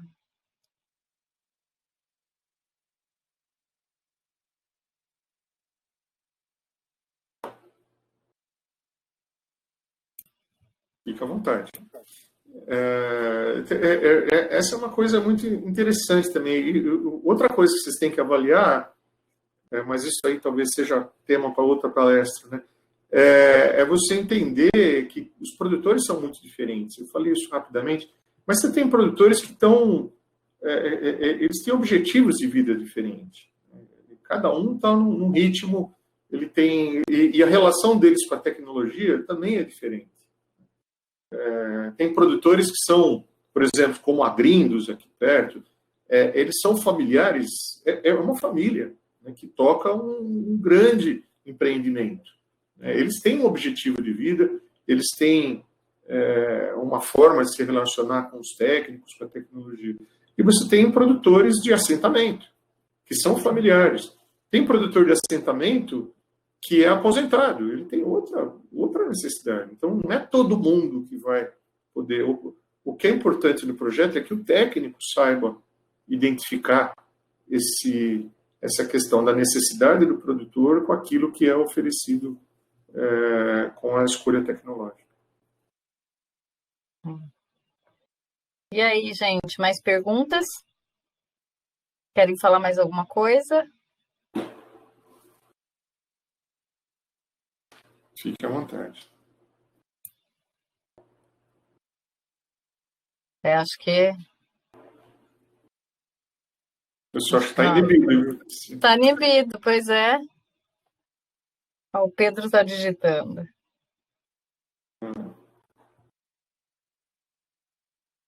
Acho que assustei a turma, né? A minha filha fala que eu tenho cara de bravo, né? Então eu acho que é por isso. O Breno falou que não, é porque foi bem explicada a palestra. Que bom que vocês gostaram. Fico feliz. Mas é um programa muito legal mesmo, né? Bacana. Olha, eu recomendo, se quem quiser, puder assistir, quem quiser assistir, dia 9, amanhã é 25, né? Não, dia 26, quinta-feira, vai ter uma live sobre o impacto na vida das famílias do Maranhão. Dia 9 de dezembro, às 10h30 da manhã, vai ter a mesma coisa de mudança de vida dos produtores do Rio Grande do Sul e Santa Catarina. E, gente, eu recomendo vocês assistirem. É muito legal. Tem cada história que de arrepiar. Né? Gente que realmente está passando fome, mudando totalmente a perspectiva de vida. Gente que começou bem, teve problema de doença na família. É uma novela muito bacana, muito legal. Legal. Vou passar o link para eles. Está no da Embrapa mesmo? Tá. Aí isso, se me manda, eu passo para eles. É sempre no YouTube da Embrapa, né? E tem histórias muito bacanas. Quem se interessar. Também é uma coisa importante, viu? Quem foi que perguntou? Foi o Luiz, né? Que falou de como é que convence. Se você tiver alguém em mente, fala para ele, olha, assiste essa live. Assiste esse videozinho aqui e tal. Cutuca, provoca, né? Aos produtores para assistir. Aí fala, vamos ver se é verdade? Não vamos acreditar nele, não? Outra coisa também que a gente fala, esqueci de falar isso, viu? O Arthur é que usa essa. O produtor, antes de entrar no projeto, ele precisa tomar uma vacina. Está na moda, então vai ter que ter, além da vacina do corona, ele vai ter que tomar uma vacina que a gente chama de VPTD. Não sei se vocês já ouviram falar. Já ouviu falar, Cristiano, vacina de VPTD? Não. A vacina de VPTD é vacina contra vizinho, parente e técnico desinformado. Muito bom essa. Porque você pode ter certeza de que quando o cara falar, eu vou fazer o balde cheio, o vizinho vai falar, vai dar tudo errado, isso não vai longe, eles vão te quebrar. Aí o cara fala, mas já estou quebrado. Vai fazer o quê comigo? Pois é, do fundo do poço não passa, né? Do fundo do poço vai quebrar o quê? E parente, então, vai chegar aquele cunhado, aquele genro chato, e vai falar, mas você está fazendo isso? Eu conheço um monte de gente que quebrou, que se arrependeu. Então tem que estar vacinado. Se não tiver vacinado... O Pedro pergunta se o programa Balde Cheio se enquadra para outras criações, por exemplo, cabras leiteiras e búfalas, e se há casos em fazendas no Brasil. Tem bastante. Olha só, eu vou contar uma historinha aí, que é o seguinte, em 2007, nós fomos procurados por um produtor, que é o Ricardo Schiavinato, lá da Nata da Serra, que ele era produtor de leite orgânico. E ele chegou para a gente e falou assim, olha, eu quero entrar no balde cheio. Eu falei, mas não entendo nada de orgânico. Eu falei, não, mas eu preciso aumentar a minha produção, porque eu produzo só 200 litros de leite por dia, eu tenho um mercado, o mercado de orgânico é enorme e tal. Aí nós falamos, olha, vamos visitar a sua propriedade. Aí eu fui visitar a propriedade dele em 2007, e ele era ele é ainda um excelente produtor de tomate, de morango, de pepino, de tudo orgânico, e com altíssima produtividade, porque ele é agrônomo, ele sabia fazer. Eu falei, esse cara é técnico, é um técnico de mão cheia. Ele não é um maluco daquela tipificação que a gente tem do orgânico, do cara ecochato. Não, nada disso. O cara é empresário. Eu falei, poxa, acho que vamos apostar nisso. O que eu entendia de orgânico? O que o Arthur entendia de orgânico? Nada. Mas o que a gente fez? A gente pegou essa metodologia, nós chegamos para o Ricardo e falamos, Ricardo, você tem que tomar nota. Ele não tinha anotação nenhuma. Você tem que fazer comida de qualidade, o volumoso dele era uma porcaria. Nós vamos mexer com o sistema, manejo, conforto, e aplicamos esses conceitos na produção do Ricardo. E nós aprendemos muito com ele, as restrições da limitação do orgânico. Hoje é uma realidade, ele produz 1.600 litros de leite por dia, é um dos maiores produtores de leite orgânico no Brasil. Aqui em São Carlos nós temos um cluster de leite orgânico em volta, são vários produtores que aderiram. A Nestlé resolveu investir na atividade de leite orgânico porque ela enxergou, olha, é possível se produzir leite de forma profissional orgânica. E isso aconteceu com as búfalas. Aqui na região tem dois ou três produtores aqui no entorno, acho que em Bocaina tem uma lá, acho que é Almeida Prado, né? Tem Almeida Prado, tem outro produtor ali em Dourado, né? Faz o búfalo dourado. Todos esses são assistidos por técnicos do balde cheio que aprenderam a adaptar isso para búfalas. Cabra leiteira, nós estamos começando um projeto lá perto de Juiz de Fora, em Minas Gerais, de trazer os animais para o pasto, de aplicar essa questão da adaptação, aprendendo junto com o produtor, junto com o pessoal que entende de cabra, fazendo exatamente isso, né? Então, sim, é possível. No Rio de Janeiro tem um programa exatamente igual do Senar Rio com café, só que nós tivemos que mudar o nome do projeto, né? Porque a produção de café se mede em saco. E aí o nome ficaria saco cheio, não ia pegar muito bem. Então a gente mudou o nome para bule cheio. Então ficou uma coisa mais bucólica, mais romântica. Então o projeto balde cheio do café chama bule cheio. E tem o favo cheio, né, de abelhas, onde você aplica a metodologia dessa forma de transmissão de conhecimento. Nós estamos fazendo isso também com gado de corte, que é o projeto Bifiquali, aqui na Embrapa, e também com o ILPF, Sistemas Integrados, né?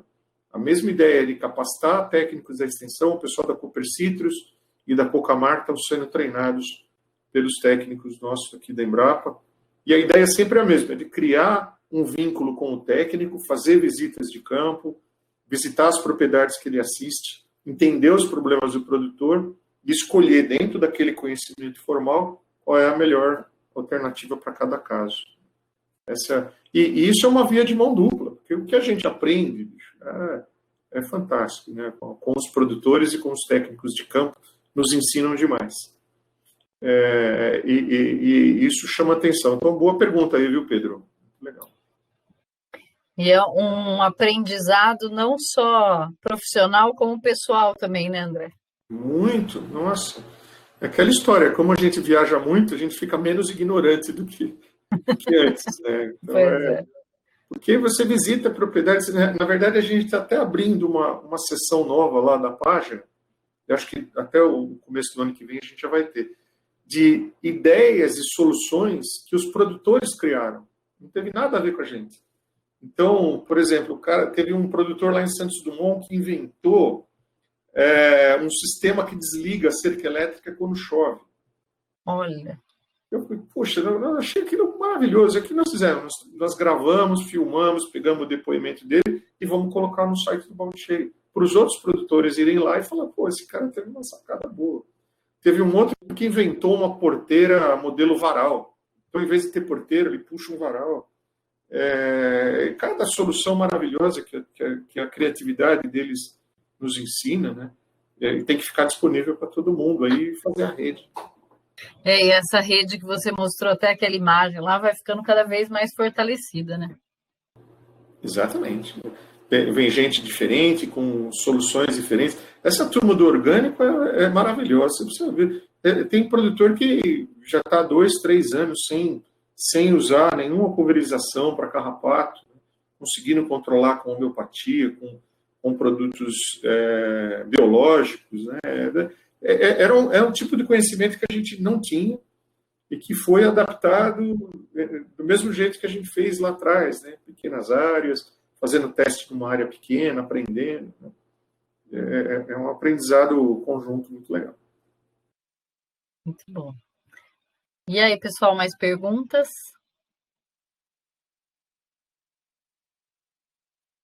Não. O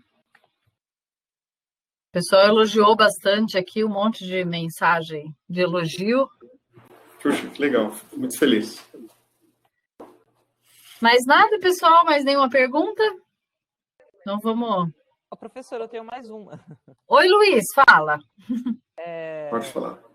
André, eu reparei um pouco que a tua palestra ela não gira tanto em trazer para o agricultor. Ficou mudo, ô Luiz. Oi? Eu reparei um pouco na tua palestra, estava comentando com os meninos aqui que eu tenho contato, que você não fala tanto de tecnologia, assim, você orienta mais os produtores a fazerem o básico que eles têm nas mãos, né? Fazer o que era para fazer e não faz. Mas como que você enxerga essa parte tecnológica nesse meio? Essa é a minha pergunta. Olha, eu acho uma coisa que eu vou lembrar do professor Vidal, né? Ele falava o seguinte, uma coisa muito errada hoje em dia é você poder classificar ou rotular a tecnologia como tecnologias comuns com alta tecnologia. Tá? Isso é um erro conceitual, né? Porque o que é tecnologia? Eu passei muito rapidinho aquele slide, né? Tecnologia é conhecimento aplicado para resolver um determinado problema. Toda vez que você usa o conhecimento, usa uma técnica para resolver um problema real, e isso muda a vida da pessoa, isso é tecnologia. Né? Não importa se é simples, se é barata, se é sofisticada, se é cara. Eu acho que na verdade, o que você precisa é encaixar a engrenagem certa no lugar certo.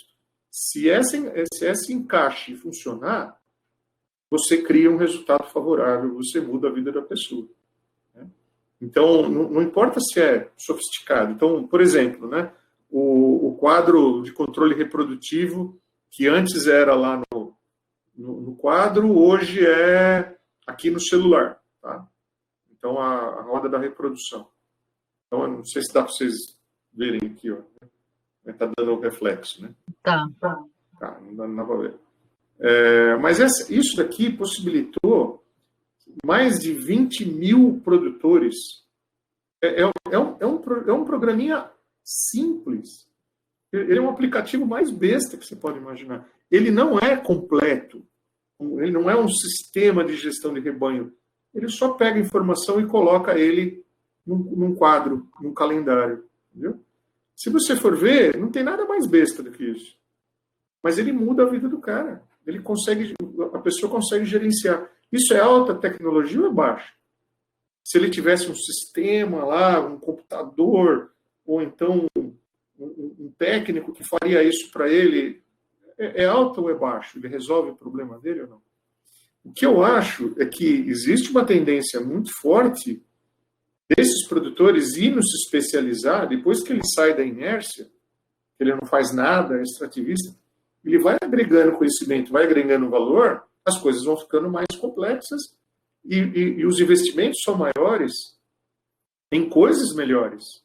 Né? Então, por exemplo, tem produtor que começou tirando leite na mão, comprou uma ordenhazinha mecânica, comprou uma ordenha balde ao pé, depois ele abriu um fosso, hoje ele tem um duplo 12 com um secador automático. Por quê? Porque ele investiu no conforto dele e da família. Ele tinha dinheiro para fazer aquilo. Né? Que era uma coisa inimaginável quando ele começou a tirar leite na mão. Hoje em dia, nós começamos, hoje, praticamente sexta-feira passada, a gente começou a ensinar as vacas da Embrapa a passar por dentro do robô de ordenha. Não sei se vocês já ouviram falar do robô de ordenha, né? Que faz a ordenha automatizada. 24 horas a vaca vai sozinha ser ordenhada. Ela entra no box, o braço do robô entra, faz a ordenha e ela vai embora. Isso é uma tecnologia disruptiva. A reportagem, acho que do Globo Rural mesmo, é uma fazenda em Minas, né? Que tem esse robô.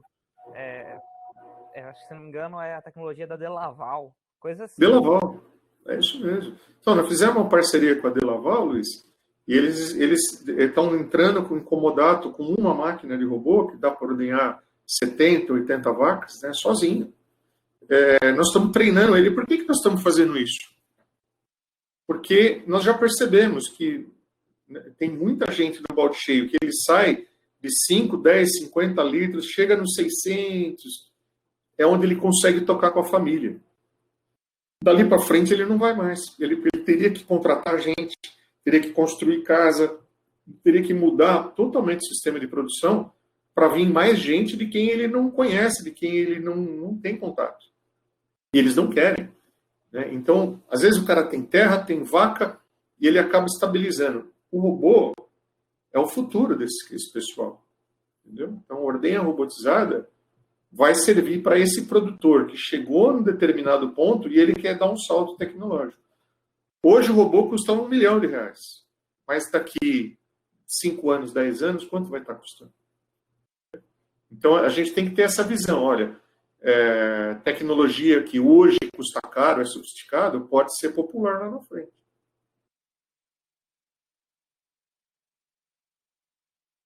É para isso que as instituições servem, né? É para fazer pesquisa de fronteira, para quando o setor produtivo chegar ali perto, você já tem a resposta. Olha, quem quiser fazer, faz assim que dá certo. É isso que a gente fez. E outra coisa, esse conhecimento que é transferido do balde cheio não é só da Embrapa, pelo contrário, é de toda a comunidade científica. Né? Você tem soluções tecnológicas ali, eu não falei de um monte ainda de silagem de grão reidratado, são coisas que têm um impacto no sistema de produção de reduzir 30% o custo do cara. Né? Não foi criado pela Embrapa, e qual é a importância disso? Não é importante. Então, também tem que tomar cuidado com coisas que são desnecessárias. Por exemplo, você pegar agrindos e falar de fertilização in vitro, de IATF, inseminação artificial por tempo fixo, onde você sincroniza a vaca para poder inseminar, putz, faz todo sentido. Mas para quem tem 50 vacas, não faz.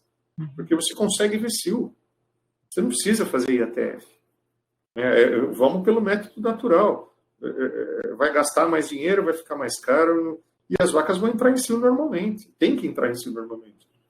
Então é diferente a perspectiva do uso de que alta tecnologia, baixa tecnologia. Você tem que achar a tecnologia correta para aquele caso.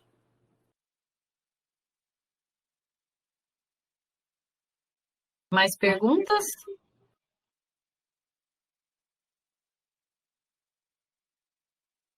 Acho que agora foram todas, André.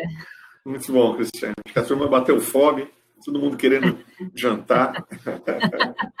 Mas eu estou à disposição, viu, Cristiane? Qualquer coisa, se quiserem me mandar um e-mail, mandar uma mensagem, fica à vontade, a gente tenta responder todo mundo depois. Obrigada. E aí eles vão poder agora nas aulas práticas que foram retomadas aos poucos e acompanhando também as mudanças que estão acontecendo lá no sítio, orientadas por você, né, André? Ah, que legal, verdade. Vai ser uma satisfação poder orientada não, por enquanto eu estou dando palpite só. Eu fui lá e dei um monte de palpite e fui embora, né? Não, mas já mudou bastante. Daqui uns meses, na hora que você voltar lá, você vai ver que já mudou bastante coisa. Vamos sim. Aí a gente acompanha e o pessoal novo vai vendo como é que as coisas acontecem no sítio. É uma experiência muito, muito interessante essa, ver na prática como muda a paisagem, como muda o rebanho, isso tudo fica bem legal. Isso. Tá joia? Muito bom. Então, André, obrigada. Imagina. Eu que agradeço. Grande abraço para todo mundo. Obrigada. Boa sorte. Boa noite. Obrigada.